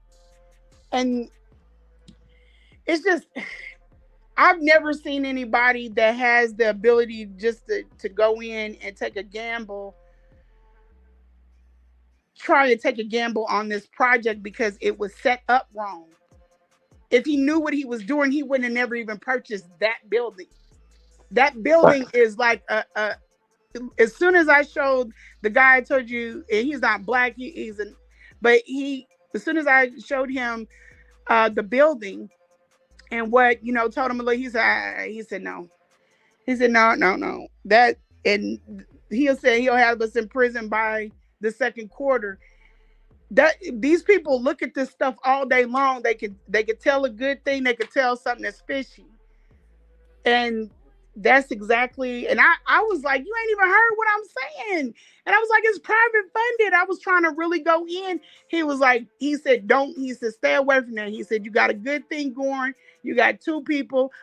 He couldn't touch in with what I was doing, but he's still a very good person. I still take things to him and see, hey, is this good or bad? He's a very good mentor, but he told me don't go near it. He said, don't go near it, leave that alone. And that's exactly what I did. And he explained it. He said the way he even approached this project was messed up. I said, well, there that is. So Yeah. I remember hearing somebody talk about the same thing. They talked about the owner prior to the school kind of had a scandal as well, just like Umar. They really, really went into the minutia of Umar and why the school was never opening. And I would just, for me, I knew the school wasn't opening. When he did a commercial from inside and every black people was like, oh, I knew it. I told y'all, shut up, hate it. I was like, oh my God. He know exactly what to give y'all to keep y'all motivated. That commercial took them for the I'm next telling 5 you, years, them donate. degrees, I just thought I didn't, it wasn't until everything else came into play. I was like, now, I think that Umar got those degrees the same way he's done everything else. I think he might possibly have them. It might be some identity in that. It might not even be that. It might be that some women have done the work, done a lot of the work, and helped him get through. Because I don't see him buckling down Yeah, he don't and got the being able, grind. I get exactly what you're saying. He want because you're everybody to do struggling with this everything for him. project. Yes. And for most people, like a lot of the people that I know, even if they doing hedge funds or whatever, they started this stuff in college. Like, even if that's not even what they got a little foundation that does whatever, but that was established in college because that's kind of like your foot into the door. And then this is another thing I want to just say. I thought that he wasn't talking about sustainability, because I know in the Black community, one of the biggest reasons why we do not have institutions is because we don't have a fund. We don't have a fund unless that just donates to our businesses to stay afloat. It it just seemed really odd to me that he didn't have a board and he didn't have anybody. But what I thought, he was keeping a secret. And then when they told him, just like I've heard a lot of the time, just get the doors open. You get the doors open and I'll help you fund, the school year. And I'm thinking that's what it is. So that's why he's trying to push to get to the doors. And then when he gets the doors open, the person that is the big money, the big bank, is going to step in and fund the lunches, the school buses, and all this other stuff. Even have a person, and I thought they would be celebrities. You know what I'm saying? I thought that's what was happening. But when I saw some of the things I saw, I'm like, there's no big bank behind you. I know a big bank, I mean by big pockets, like, somebody Yeah. like Charlemagne or something. I don't know, Charlemagne got money, but like that, but I don't know what his pockets look like. I just thought it was somebody that was out there that, like he said, the conscious stripper had him lose $1 million deal. That was BS. That was BS. There was never, it was to make her feel bad or people to hate, feel some type of way about. But I don't see Umar securing $1 million deal with anybody. And it's damn sure not out for, you have never built anything. So how do people know, oh yeah, you get it, I'm gonna give you $1 million? Ain't nobody gonna do that unless you got some kind of friends, but he doesn't have that. Charlemagne, the guy, doesn't know Umar personally. So he's talking out the side of his neck, and that's what keeps the BS going. He has a professional relationship with him, but he don't know what that man goes home to at night. He doesn't know any of that stuff. Just like Jaguar stepped in it, like, I don't even want to get off on that, but that's dangerous, because you are perpetuating something to, like, it's going forward and you are co-signing it and you don't know for sure. So there's nobody that is going to hop up and be like, okay, now the school's open, now we're going to fund, we'll take over and you can get whatever you want, Umar. No, No. And he's saying that celebrities aren't doing it because of what he stands for. That's BS. If they can get Birkin bags for 70,000, you know what I'm saying? They can find them. Even if the wealth management company don't know about it, they have ways of wiggling around. I've seen it. I see it all the time. Like when people get trust and they want, to buy a car they not supposed to or can't afford, they'll go and lie to the wealth management company and or wiggle around and get the money released. They can get that done. They can do it for drugs. Can you see the screen? Oh, sorry. What is this? Remember, I told you I've been following National Umar Committee for a long offered time. Dr. $2 million for FDMG. Where the hell is that from? He posted it from his Twitter. He deleted it though. This is Yeah, during because like he's a liar. yes, this is like 2020, I believe. Yeah, because he lies a lot. He lies. Kamala, they never offered him any money. They never offered that man money. Never. And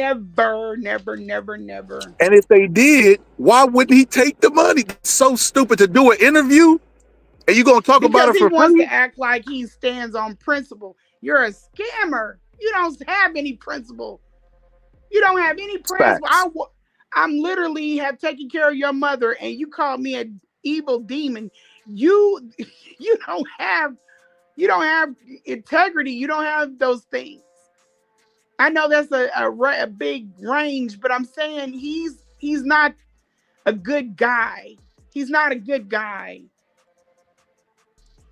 He's not a good guy. And I doubt highly, I think something happened with the Harrisburg, PA. I think something happened to where he wouldn't be able to go back into the workforce. I don't even think he cared because he had a good thing going with the scam. But I don't think he could be around kids like that. I don't think it's official. Some people say it is official, but I don't. Allegedly. Oh yeah, I think, but yeah, allegedly, but I don't think. Allegedly, I don't think that he could be around kids like that. Temperament wise, official in an official capacity, I don't know. Okay, got you.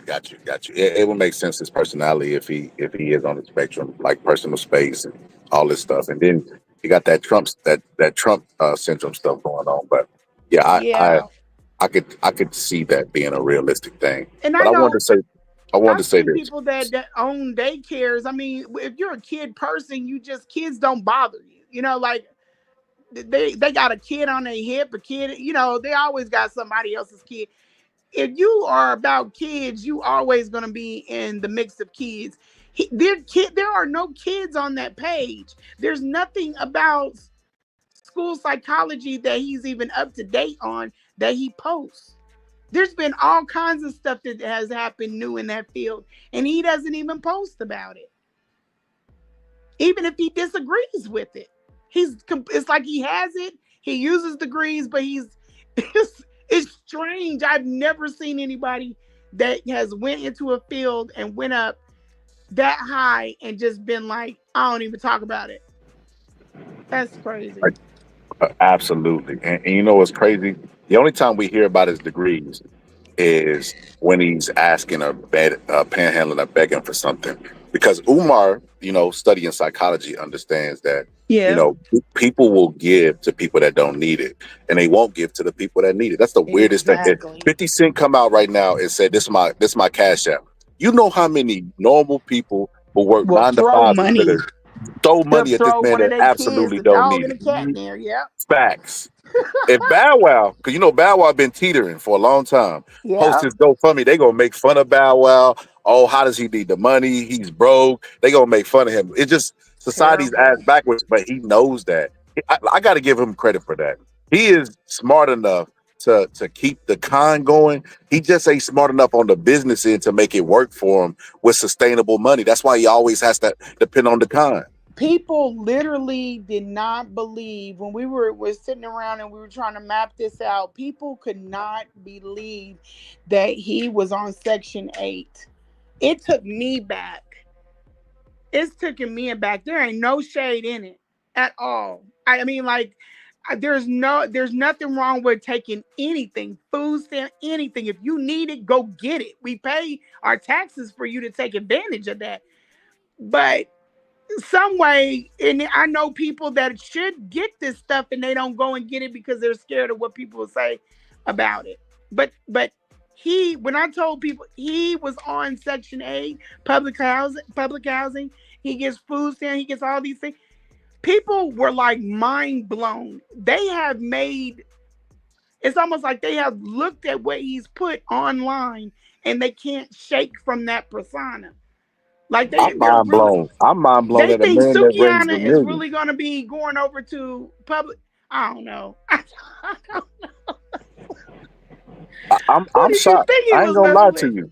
I'm not gonna lie to you. I'm shocked because I just can't understand how a person who has some intelligence, right? Because he at least, you know what they ask you on your job application, some college. He had some college, so I can't believe that. Well, let me say I can't believe. I can't fathom or wrap my mind around the idea of a man that raised $1 million and is on Section 8, unless it's another strategy to preserve the money. I think he's broke. From what I looked at, I know some penny pinchers. I'm one of them. I am one of them. But I think he's broke. I think he's broke. I think he's been broke for quite a long time. He lives from event to event. Even when he was coming out there and I was taking my vacation days and stuff, and I was going to make him pay for everything because I was going out there for his mother. And then the way I was treated when I was out there, it was like and that's why it let me know too that he knew what I was, because he was so big on reducing me and making me feel small around him all the time. And I was like, he got a chip on. I thought it was because maybe I lived overseas or something. I didn't know what it was with him. I was like, it was very mean girl, jealousy type. And that's why I'll have text messages where I'm like, you laid down with me, and then you confided in me and then all this other stuff, but then you treated me like an op. I don't need to be in this space. I don't go in spaces I'm not celebrated. But yeah, he couldn't make up his mind whether he liked me or not or something. I don't know. But I saw a lot of stuff in his face and I'm like, Umar has been broke for a while. He's terrible with money. And I was like, this is why he was put on my path. This is why, because I can fix all of this shit. I can fix it all. But he didn't want to listen. He didn't want any help. And I'm not going to stay in no space. I barely have time anyway and play with you. Like, I thought because he's a hoarder, he's like one extreme to my, like we're polar opposite. I'm a minimalist. He's a hoarder. He was low income. I have a different income. He needed help with his mother. I'm probably the only person that could have came on his path, knowing him in that little bit of time, that's not going to hurt her or do anything bad to her. I was like, that's why he's here. This is why this man was sent to me. And I don't want nothing from him. Like any other woman could have, she was like, oh, he's sexy or whatever. I didn't have those feelings towards him. I didn't have them. I was like, this is perfect. This is going to work out great. But then, I don't know, but I can't be around people that talk crazy to me and try to be mean to me. I can't do it. And especially, and I'm looking at how you live. Like you ain't did like the appropriate things in order to bring your life up to be able to talk to me the way that you do. I deal with it with the clients because they pay me. And then, I'm learning too. They don't know it, but I'm learning. But you can't do this. I could walk away from you very easy. I think too, he got really comfortable with a lot of women let him talk to them crazy and do things crazy to him because of who he is. The same thing with Delaware. he has this misconception that this power that he has online extends into the real world. And his followers do too. They think that because he's mad, that Delaware gives a shit. They don't care. He ain't nobody. He lives, and I don't want to sound like simple when I say this, but like you're a broke man from this on paper. You have no power. You have no political power. There's nothing that you could do to mess with us except for gripe. You have a following. And that in some places directed possibly in the right way could have been something, but Delaware don't care. They're going to take them buildings and keep on moving. Right. They're going to get their money regardless. You know what's really funny? Our leaders today have been so whitewashed that they think that they should be rich and emboldened for being leaders. And they are so non-threatening that the government won't even look into them. They have a false sense of popularity versus power. My supervisor has more power than Umar. He could write a Post-it note and it will change the direction of some stuff. Umar has no power. If he did, he could tap into that right now. He has these girls thinking that work for him that he's a political figure. That, like, for what I be saying, it violates Hatch Act. First of all, I'm not on, even if I was on government property, he's not a politician. He means nothing to them. He means nothing.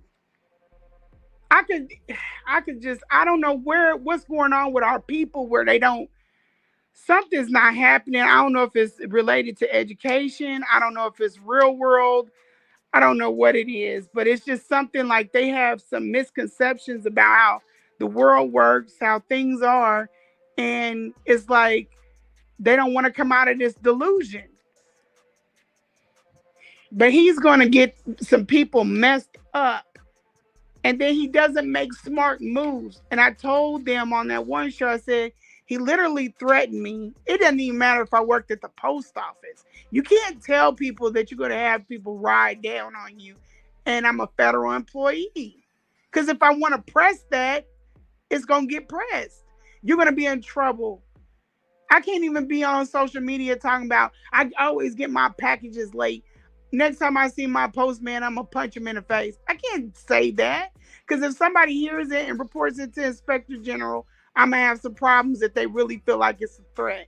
You are considered a black nationalist. You are making threats publicly online. Even if you said, I'm stealing, I'm hacking into your bank account.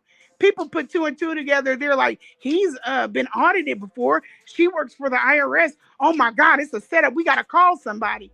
They're going to run through my stuff. They're going to see nothing. I ain't never even been anywhere near FDMG papers or EM. And then they're going to run through your stuff. And then if your stuff ain't tidy, then they're going to be on your neck. He doesn't think. He has a loose mouth and he does not think. And I figured that out when Ray J got in his inbox and he just threw it up on IG. That's when the industry severed dealing with him. Because they're like, yeah, you can't even go to him in private. He's going to throw everything up on IG. So they're not going to donate any money to you. Can you imagine? Can you imagine if he gets a check from LeBron? LeBron like, man, I just want my people to win and slide him a little something under the table. He's going to throw it up on IG, and you know how many that's going to affect everything he got going on. It's a lot of people can't. Yeah. Not only that, it was a video somebody posted where he was on the Breakfast Club and he was like, y'all need to donate to my school. It's a tax write-off. And then later on, you know, he was like, y'all people that send me them cash apps, stop asking for the tax write-off. You sent it to me as a gift out of the kindness of your, it's like, golly, Umar. That was so him crazy. making a proclamation because he could get in trouble. Because depending on what those are, I believe that he has to return like some kind of receipt, like a receipt. He has to give him like a 1099 or something. But that's not. I don't work with that stuff. But yeah, that's him covering his own ass, and he keeps doing dumb stuff like that. Like he talks too much. And for somebody like me, I never wanted to be in that space because can you imagine anything personal, he could put it up on that IG and everybody knows it. Soon as and it's all based off of his emotions. He has no regulator to be like, you know what? Yeah, she done pissed me off, but I'm gonna stall it out. Yeah, that's facts. You know, another thing. It's funny that you say you was trying to help him and he got mad. I can remember there was a person who said that her dad like owned a bunch of land, and this before Umar even purchased the schools. And she said that she was about to give basically Umar the schools and the land and all this other stuff where he could go and he ain't got to pay nothing. He could teach, he could do that and all of whatever he wanted to do. But Umar, you know, I'm going to give you my brother, I'll give you my number, brother, 56, whatever the text now number he used or whatever the case may be. And he never got back to them because that just let me know that it was always about the scam. You know what's interesting? You know what's interesting? You're talking about the girls that don't want to come forward. You might need to holler at somebody that got some good photography documentary skill. Because I just seen somebody, I don't know if you remember that video, Go to Marcus, Go to Mark. You remember that? Oh, no. I don't know it. Because okay, so it was a little boy. It was a little boy who did a video, and when I tell you he was just making up stuff. The little girl in the video was supposed to be like a crush, but it was his sister. But he was supposed to be like the little kid singing. He was just making up stuff.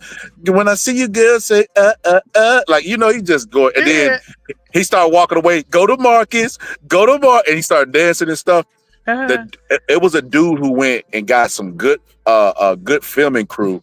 Went there and recreated that music video, him as an adult, and that was so dope. You might need to do like maybe a Surviving Umar documentary. You never know where it might take you. Yeah, I don't know what. It's just if he gets put in handcuffs, then it'll open up a lot of doors. Some of these women have stuff to lose, like. They're like in positions where they have stuff to lose. They're feeding their kids off of it, and I don't want anybody to I don't want to compromise anybody's life, even for one situation. It could be even like really, really bad for that person. I've been waiting on them to come to me. They keep watching my social media, and I've been talking about this. I'm just trying to, I don't know if they're like, let me see if she is like tight-lipped, like she's saying, but I'm like known to be like this. I run my thoughts through a filter, that's kind of why it sounds like I got a speech impediment sometimes, but I be thinking before I speak. I've been waiting on this person to hit me up so that we could talk, and whatever she or he has to say, it'll stay with me, but at least I know how to move. And then he's messed up people. He's just done so much dirt, and you want to say stuff, but he'll know exactly who you're talking about. And I don't want to cause any problems for anybody, but there's so much stuff I be itching to tell, especially when people be like, you want him, be like, I could never want nothing like that. I have to deal with the fact that I laid down with somebody like him. I could never ever want him ever. There's no way ever. Not even with the girls, just what he's done to business. I respect people trying to build legacies and empires for their families and stuff. I would never ever ever go back into that situation, like ever, and I wouldn't play with it. I just respect it. Even with his image, I took a lot of consideration because I know a lot of people love him before I just came out, longer than what most any other woman would have with the stuff that he was doing. I just think that I put so much emphasis on loyalty and trust, and the fact that he just disregarded, steamrolled right over it. I think he just thought anything he did, I was just gonna be G, and that's not what it was. So if they put him in handcuffs, then I would consider it, because then he couldn't have as much control. You know what I I mean? get what you're saying. I get what you're saying. It's some people involved that you don't want to get caught up because they got a lot to lose. But if Yeah, he is they've been going trusted, around yeah. listening to my videos, making extra videos off of that, and I'm just even when I'll tell you this. Even when his mother, I had permission to talk about that situation. Even when I came out, people were like, "Oh, that ain't right." She put that out, and then they were like, "Well, why didn't she hotline?" I did hotline, but I couldn't tell him I hotline. You gotta understand, he's listening. I don't want him 5 steps ahead of me, trying to clean up or do anything. I want them to get her up out of there and to see what I saw. But people just couldn't be patient and sit back and just watch things. So he put up a flyer talking about they had been there and he got cleared. That's a damn lie. He's a liar. They never got in the house. They never talked to anybody. They never seen the mom. So he was listening to that interview and he got ahead of it. And I know because I had somebody there, took pictures, and they said that he's not opening the door. I said, you got to be kidding me. And they can't just go in there and kick down the door. I don't know how it's a dance. I don't even know how to deal with this. But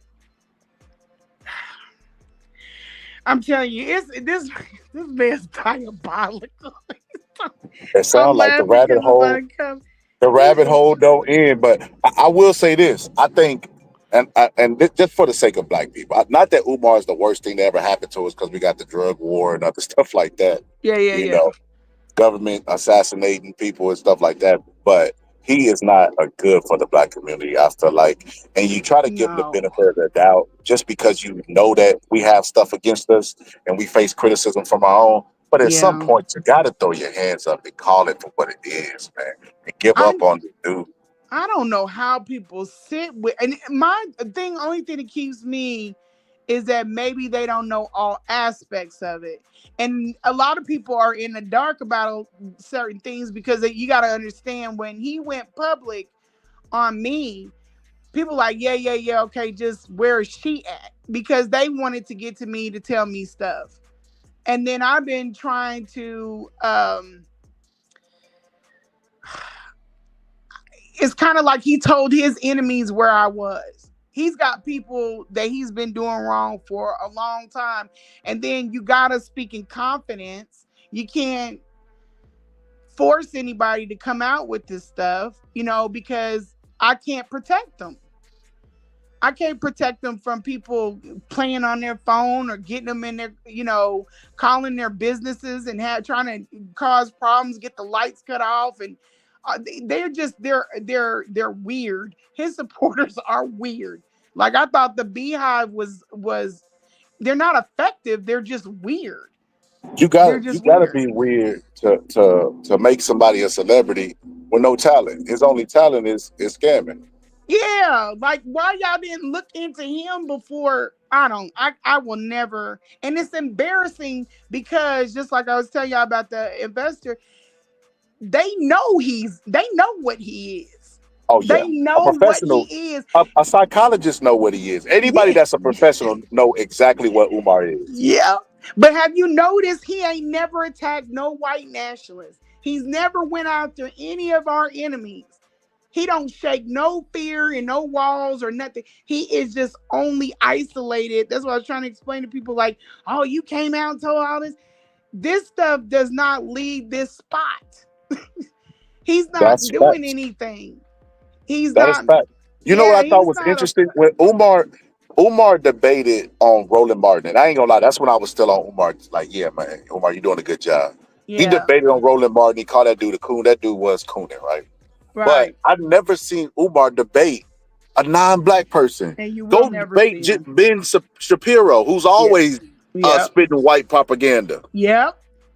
Man, speak out against DeSantis, Fuentes. There's all kinds of people. He'll go crazy on me or anybody else. One of these entertainment. They're always our own. We put you there so you could be that intellect to be, you know, fighting our enemies at another level. And I was trying to tell him that, like, you need to get up and different. He asked me about Oxford.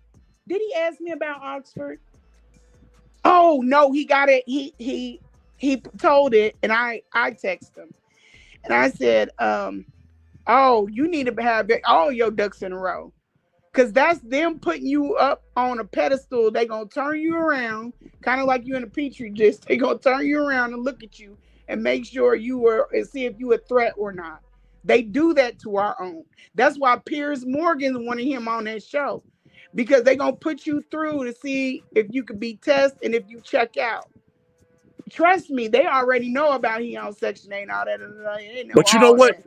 You know why I had to give a little pushback on this? They let crazy ass Jaguar White on the show to talk about Jay-Z. That's to make fun of her or just to bring. But you got to look. Trust me, I work for these men. They let Jaguar White on there to talk about Jay-Z. They didn't want, or they couldn't get Jay-Z on there, but they put her in there because she's going to say all the dirt.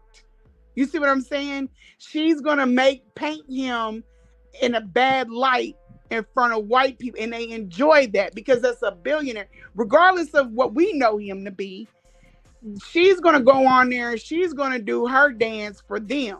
It's the reason why Candace Owens was a hired gun.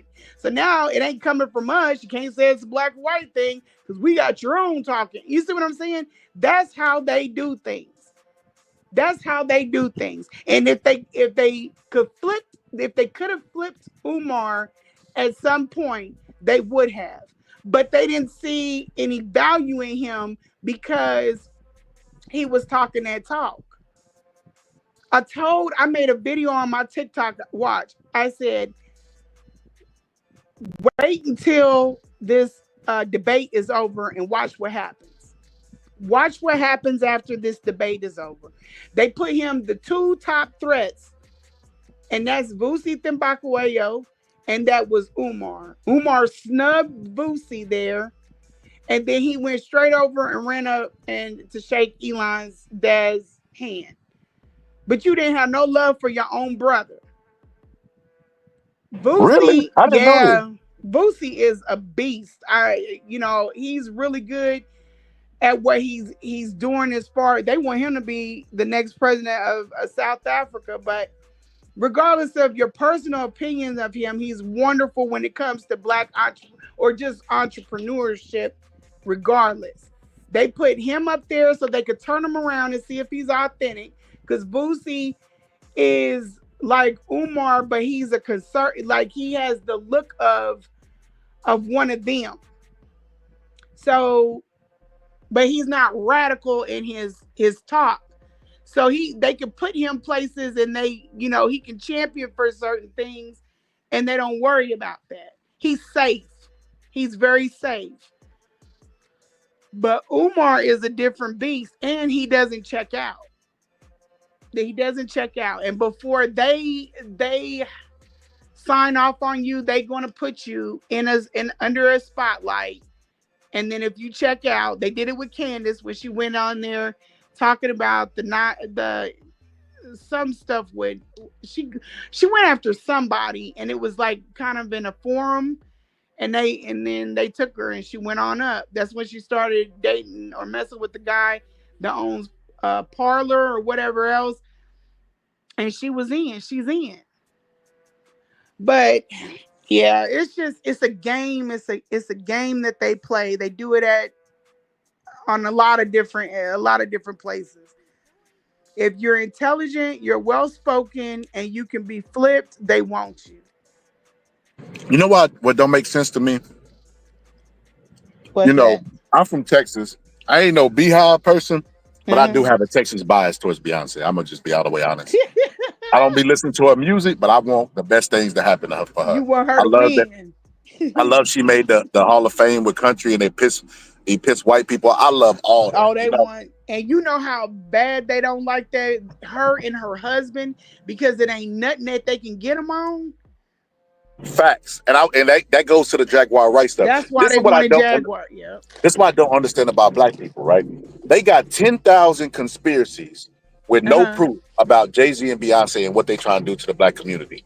When Umar has given you 10,000 reasons not to trust and donate to him, and they ain't got one conspiracy about him other than the man that's trying to hold him back. You can't make this up.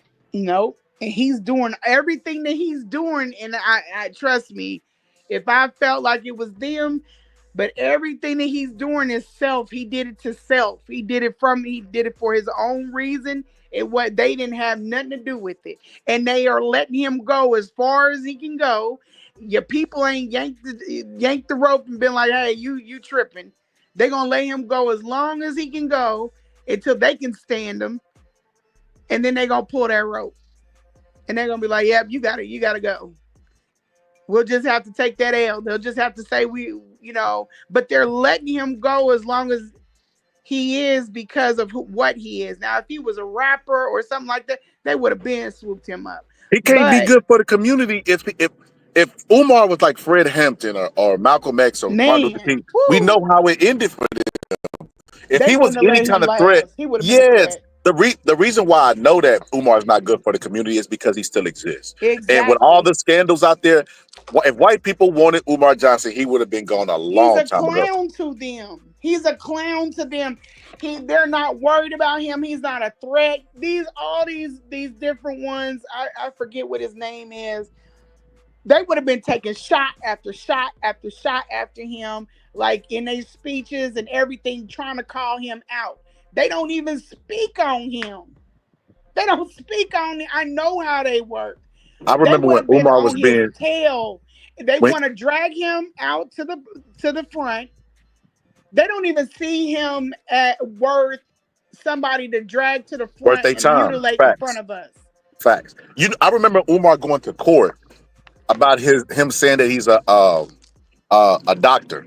Because you can't say that. You can't say I'm a doctor if you never took your clinicals or whatever it is to get his license. He took the classes, but he never got certified. So they went after him.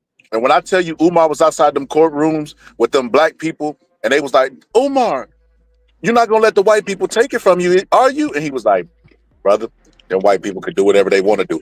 Umar, you're supposed to be a revolutionary.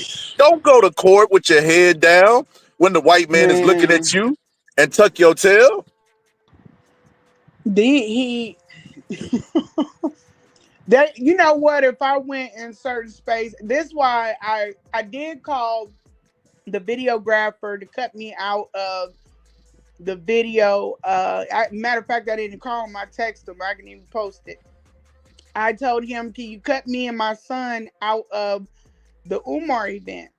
He was like, well, shoot, that's already done. I done completed or whatever. I don't know how he couldn't do it. But anyway, if I say his name in certain spaces, I get all the time, who is that? Who is that? They don't know who he is. If he was a threat, certain people would know who he is. And they don't know who he is. They don't know who he is. Even when I did the event, I was walking around the job giving out the flyers. They didn't know who he was. They didn't even know enough. And this only to the people that look like me, but there was some federal police, just come support me. But I never heard anything bad, like, oh no, that's a scammer. Most people didn't know who he was. They didn't know who he was. And the only thing I did here was a group of girls that work in another department. They was like, he be on the internet. I was like, yep. They was like, oh yeah, we coming. He's good looking or whatever else. And it was a Hawaiian woman that's there. She got a thing for him. But my point is, for the people that should know him, they don't know who he is. They don't know who he is. He's no threat. There was nothing lost and going publicly against him. If anything, I might get some kudos for it, but I'm not doing it for clout or anything like that, or even to mess like, my kids up or anything. My kids, they don't go on the internet, but I let them know, don't, stay away from this or whatever. This is a mess. It's a mess. I just need people to wake up. I'm gonna be honest with you. If the government do some digging, they might find a white girl at Umar Pass. Oh yeah, but wait, I don't know about that. I don't know about it. Possibly to get him through college. Not saying that they had to be the one, but because of what college he went to, I don't really think that at that time they had a whole bunch of black people there. But I think Umar doesn't like him. I don't think that he's sexually attracted to him, because he's attracted to black women like food. But he is a colorist. I agree. But He's a there's no colorist. He way likes that a light man that's skin. undisciplined with his dick is that disciplined when it comes to colors. Especially when I'm not a light skinned supreme. I'm not a white skinned supreme. He telling everybody what he like, and it's like, but you ain't never mess with no white. Like, come on, Umar. I wouldn't doubt it, because everything else has been contrary, like a contradiction. But I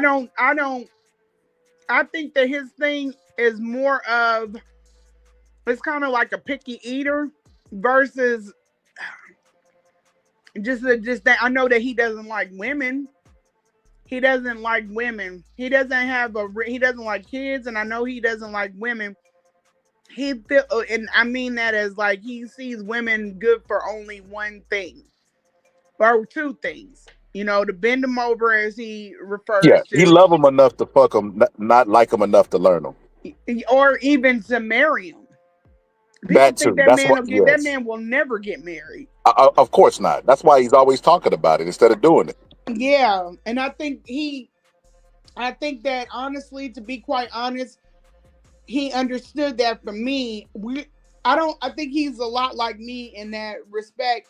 He cares more about this scam and doing that stuff than he does about trying to build, a life with a woman and being lovey-dovey. He's not that type of person.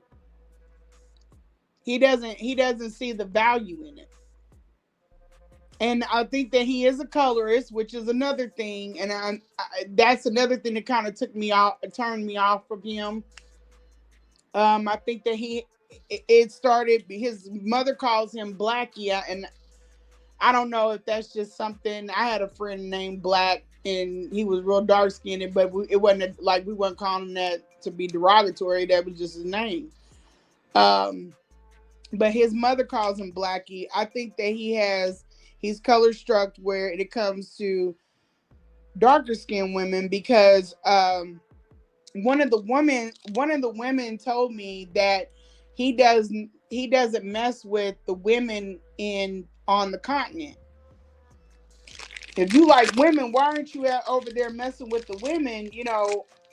And not only that, I've only seen one thing come to me. I've only seen one thing come to me. I know what he put out there now. I'm not saying that he doesn't mess with, but I have only seen one thing come to me, and they're been racially ambiguous or light skinned, or not too dark. I haven't had one dark skinned female come to me. That's interesting. Yeah. You know what's interesting about that? Because I remember when he was beefing with, I think it was Brother Polite, and Umar, Mr. Pro Black, was like, Brother Polite, I'm African, I'm melanated, I'm melanated. He kept screaming at you like, dang, Umar, like, I thought you wasn't no colorist. Yeah, he doesn't like light skinned, but he likes them how he likes them. He likes them for his sexual desires, but I don't think he cares for him outside of anything else. He's really a superficial person. I don't think he likes overweight women. That's not his preference. But there have been two of us that are, we're around the same side. I'm gonna be honest with you, sis. I don't think Umar turning down nothing but his collar. It I think probably so. he just not disciplined. He gluttony in his life. He not disciplined in no facet of his life. Not in his speech. Not in nothing. So if I'm just looking at the context clues, there is absolutely no way that this one thing he's absolutely 100% disciplined in, and especially being the dude that he is, like you say, he got females, chomping at the bit. And not all of them is black, so it's just hard for me to believe that Umar. Matter of fact, You might be this is how much. right. Now he will be. He is disciplined on making them flights and getting them date. He will show up. That's one thing. Like even if those things are jam packed, back to back to back to back, he'll be out of. When the day that I went to Philly, he canceled the show, and I haven't really seen him cancel any of the dates. You can pretty much guarantee he's gonna be, but I guess that's where money is, so he would. Like his work, like he's constantly moving. Like he's one time I was looking at his schedule, I'm like, damn, I'm not ever gonna see you because you're jam packed. But it's not from him being requested. He's requesting himself on a lot of stuff, and he does a lot of that himself too.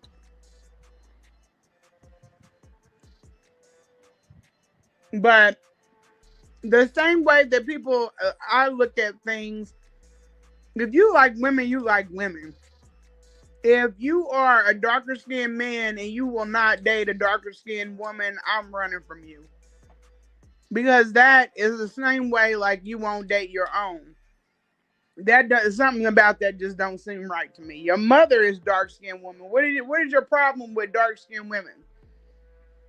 I don't like men like that. I choose I'll move away from them or move on from them because they got some identity issues.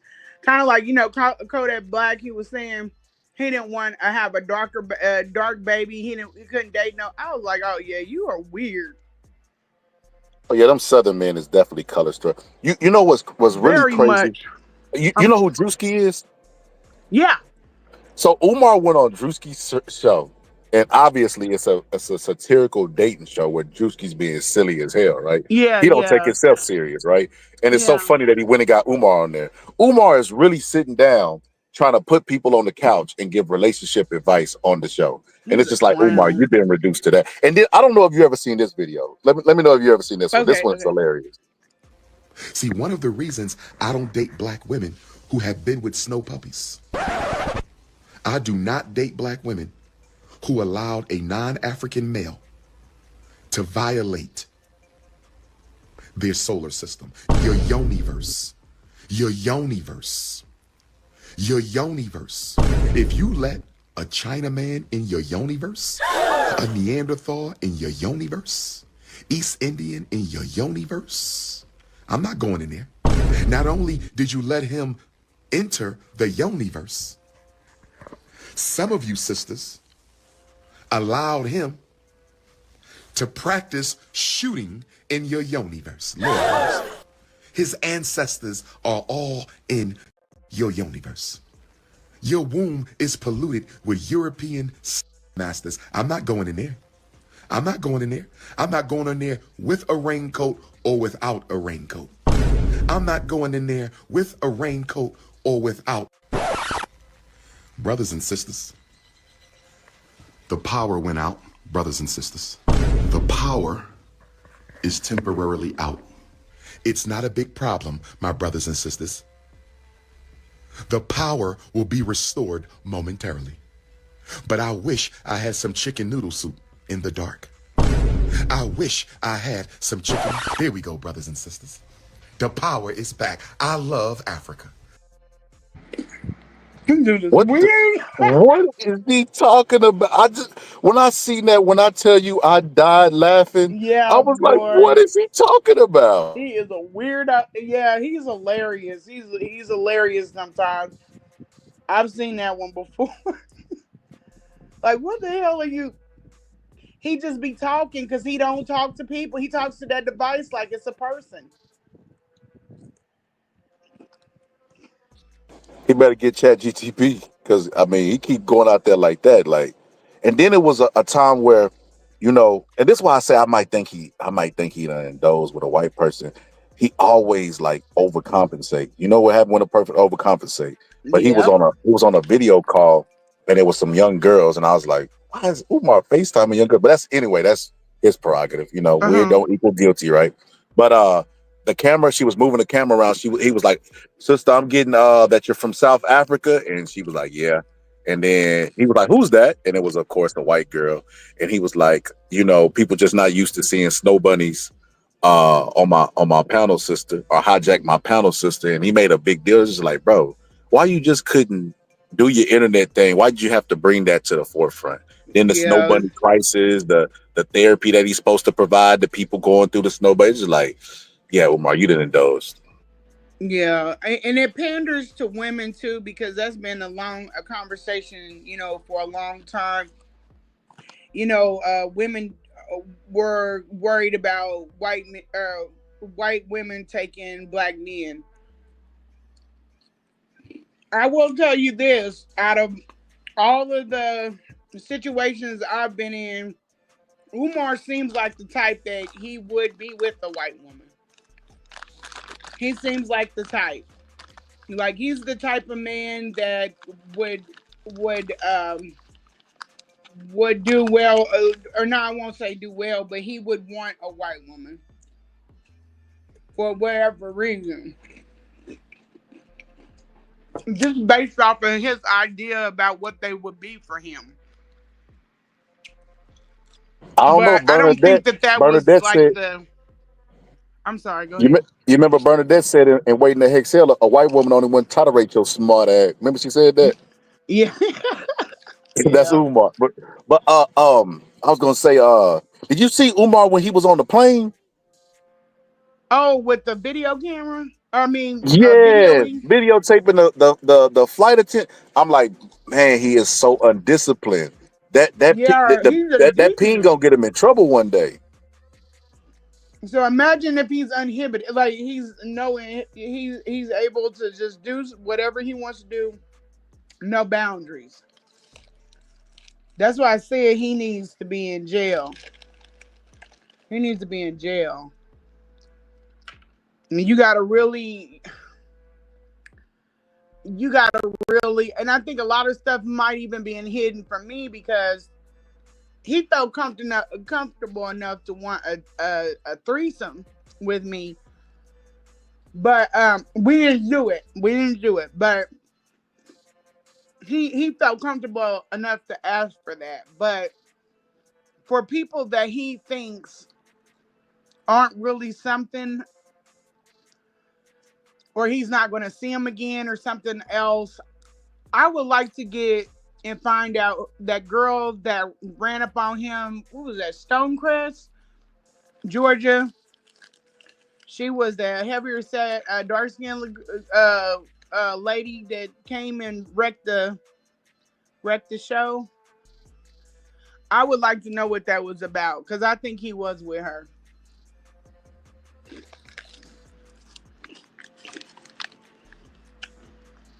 And that's just my opinion. I would like to know what that's about because she seemed like. You don't think she was just out of it? I don't know. I mean, I don't know. You can't Well, say that ain't that's what. what I say. In your experience, do you believe that Umar Johnson would take advantage of somebody that wasn't? Because he clearly was not all together there. Do you think he would sleep with somebody like that? Oh, I don't know if yeah. he would. You Oh, think he yeah. would? No, hell yeah. Yeah, hell yeah. That's why I want to talk to her because I want to know what happened. And that woman was traumatized because, and I'm not somebody that likes to make things out of nothing. You know what I'm saying? I'm not like one of those people, like if a man lays his hand on my shoulder when he's talking, I don't flip out. And I don't judge anybody else that does because you don't know what people's, but I'm not like that because I haven't experienced any trauma. But that girl was sitting on the ground and she said, all right, man, get your penises. Have y'all ever like literally took and looked at that video? Like she's like, I get your seen a little penises bit of out it. of my face. I didn't. I ain't gonna lie. I didn't give it that much credence because I was just like, yeah, she not wrapped too tight. Yeah, and I thought so too. But if he hit it and dipped, you know what I'm saying? Then maybe he was 4 hours away from where he was. If she was with him that night, that means she drove 4 hours to follow him. Because 4 hours before he was in Savannah. Then he went up to, I mean, I don't know. It might not have been there. I don't know how far. I know Savannah is 4 hours from Atlanta. I don't know where Stonecrest is from Savannah. But I just find it odd that she showed up in the next event. Like, she threw the bag. I don't really see people like that angry at him. You know, like in the comment sections, girls that are like they like him. I've never seen any, even at the event, I didn't see anybody like, nah, I don't want to meet him or anything. I don't know. I'm leaving because I've heard so much stuff. I'm just kind of leaving the door open. I don't know what could have happened, but something is definitely, even if just to get her and to be able to see why she was upset. And if she's kooky, okay, she's kooky. But there are people that think I'm obsessed and crazy about him, and I'm not. I'm in a whole damn other relationship. You know, but you can't. I'm becoming slow to write people off. You know, is my point.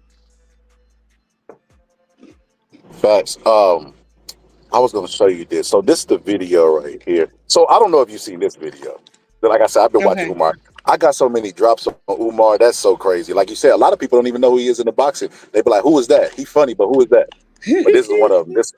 You made the cut. That's why I say, sister, you made the cut. You made the cut with the Black Queens Forever. But look, check this out. I know I'm fine, but bunnies, I don't do the bunnies. I don't do the bunnies. I only do the queens. And I like them curvy, thick, tight, woof, tight jeans, smelling good, natural hair. Woof. The honey bunnies, I like the chocolate honey bunnies. I don't want no Neanderthal snow bunny. I like the chocolate honey bunnies. I like the brown butter almond honey bunnies. I like the sweet peanut butter honey bunnies. I like that chocolate fudge honey bunny. I like that African vanilla honey bunny. I like that African lemonade honey bunny. I don't want a snow bunny. I like that brown honey bunny, cinnamon, nutmeg. Do you feel me? Neanderthal nation, fall back.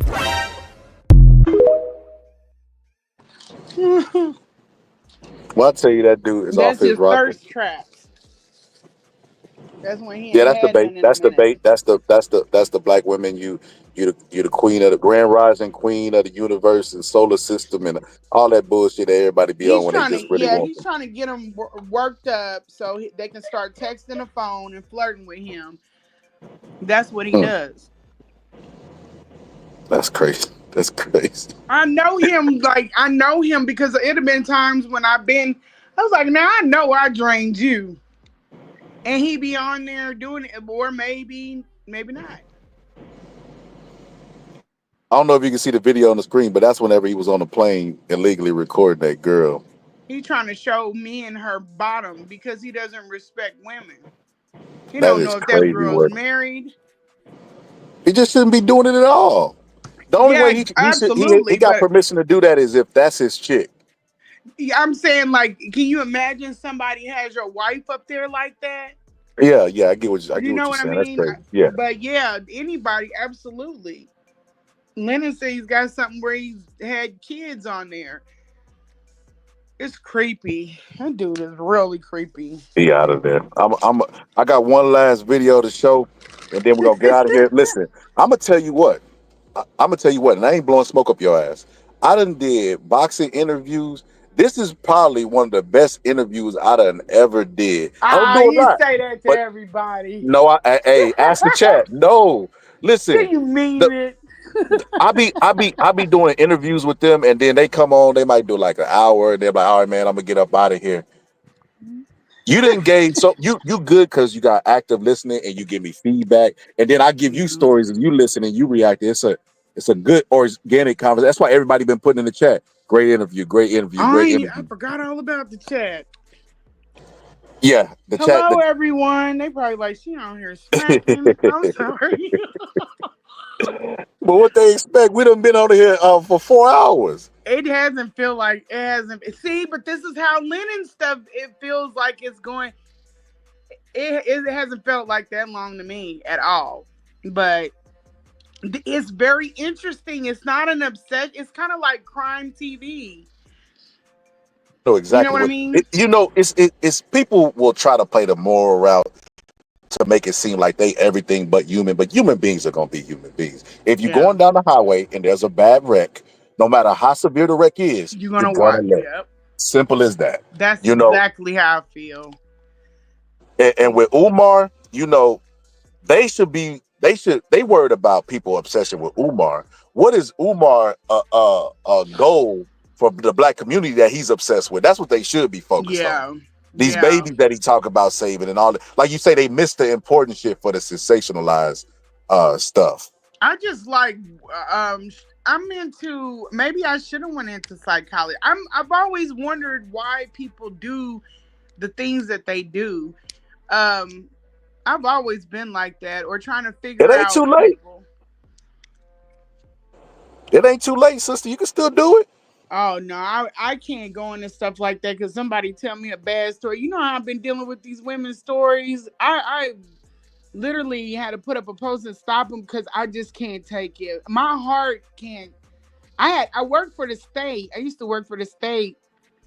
I couldn't be in there and them babies coming there and something they don't have. The mom is trying to get the food stamps and they want to close at 5 and I don't give a damn what time. We'll stay here to 7. I can't think about kids being hungry. I've slipped money to people. I can't work.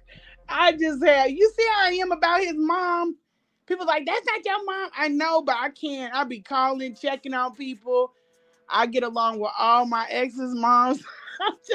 I That's good. Your heart in the right place. Like that. Huh?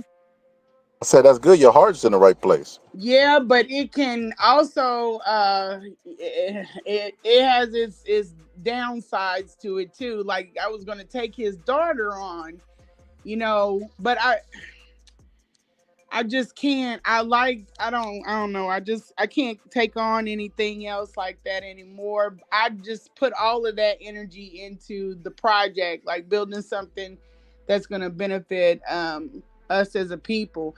And I went to numbers. I love people because I'd come home like really bothered by the stuff I see. And it sometimes even be a mom. She knew she's limited on resources and she go and buy this high dollar ass purse. And I'm like, girl, you buy that damn purse and them kids got to eat. What is wrong with, but you can't do it because some people just mentally, they can't get there on their own. But yeah, I went to numbers. I went to start messing with math because that's my second love, but it is hard.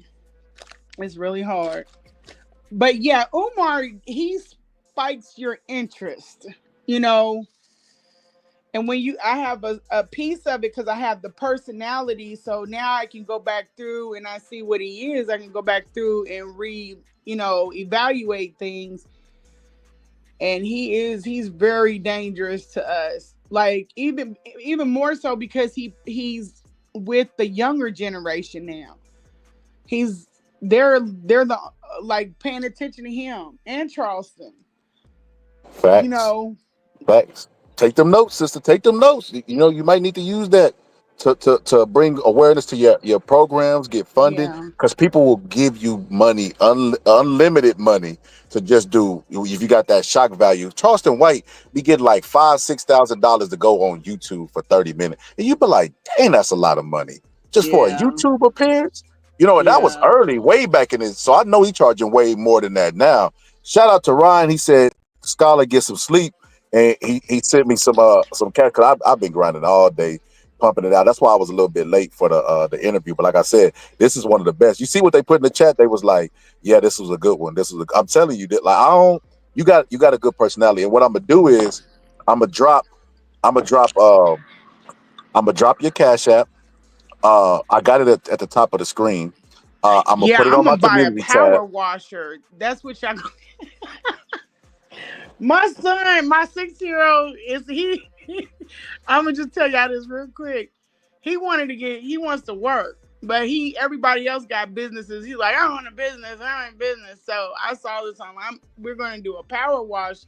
I'm gonna buy him a power washer, and he's gonna spray out these, like, going around in the neighborhood. We're in a couple, and he can clean out their trash cans after he does the yard. So that's just the added thing. But he needs the one with the roller. I said, well, you keep grinding and you'll get it.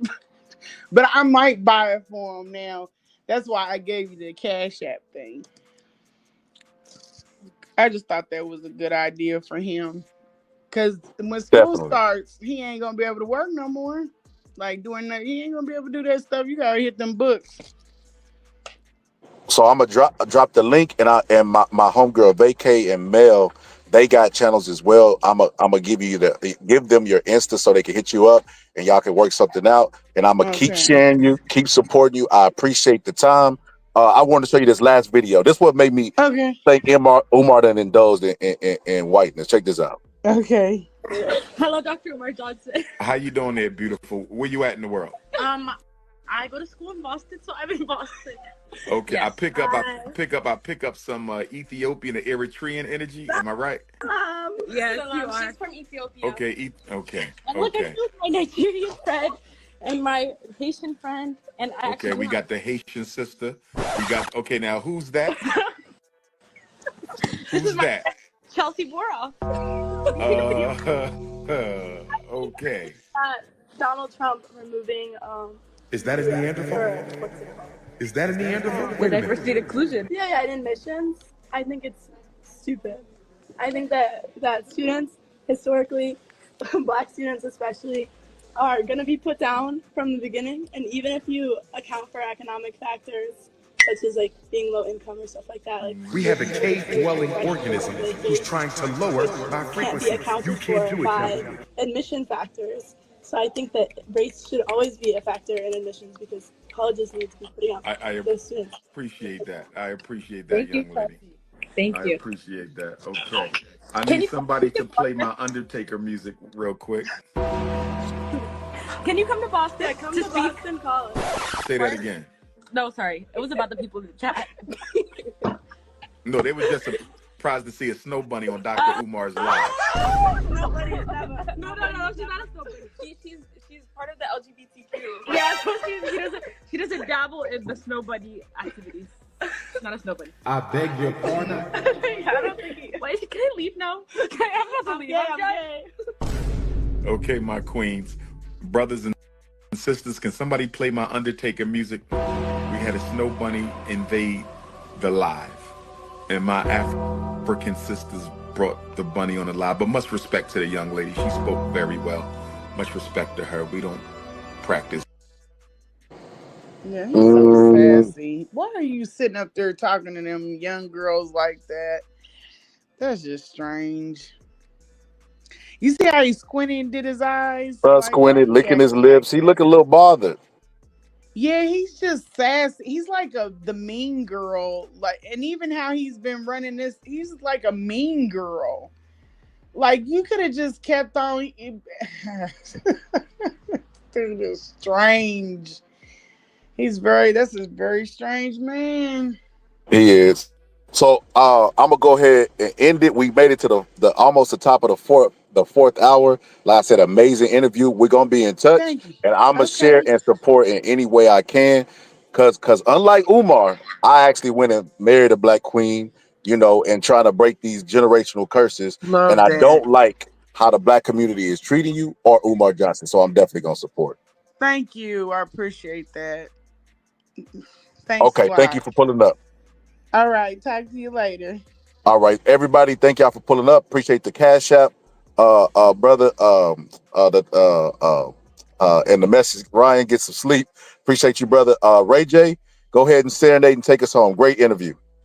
Wish to have a fancy car. Wish to have $1 million bucks. Well, I wish I don't be in love.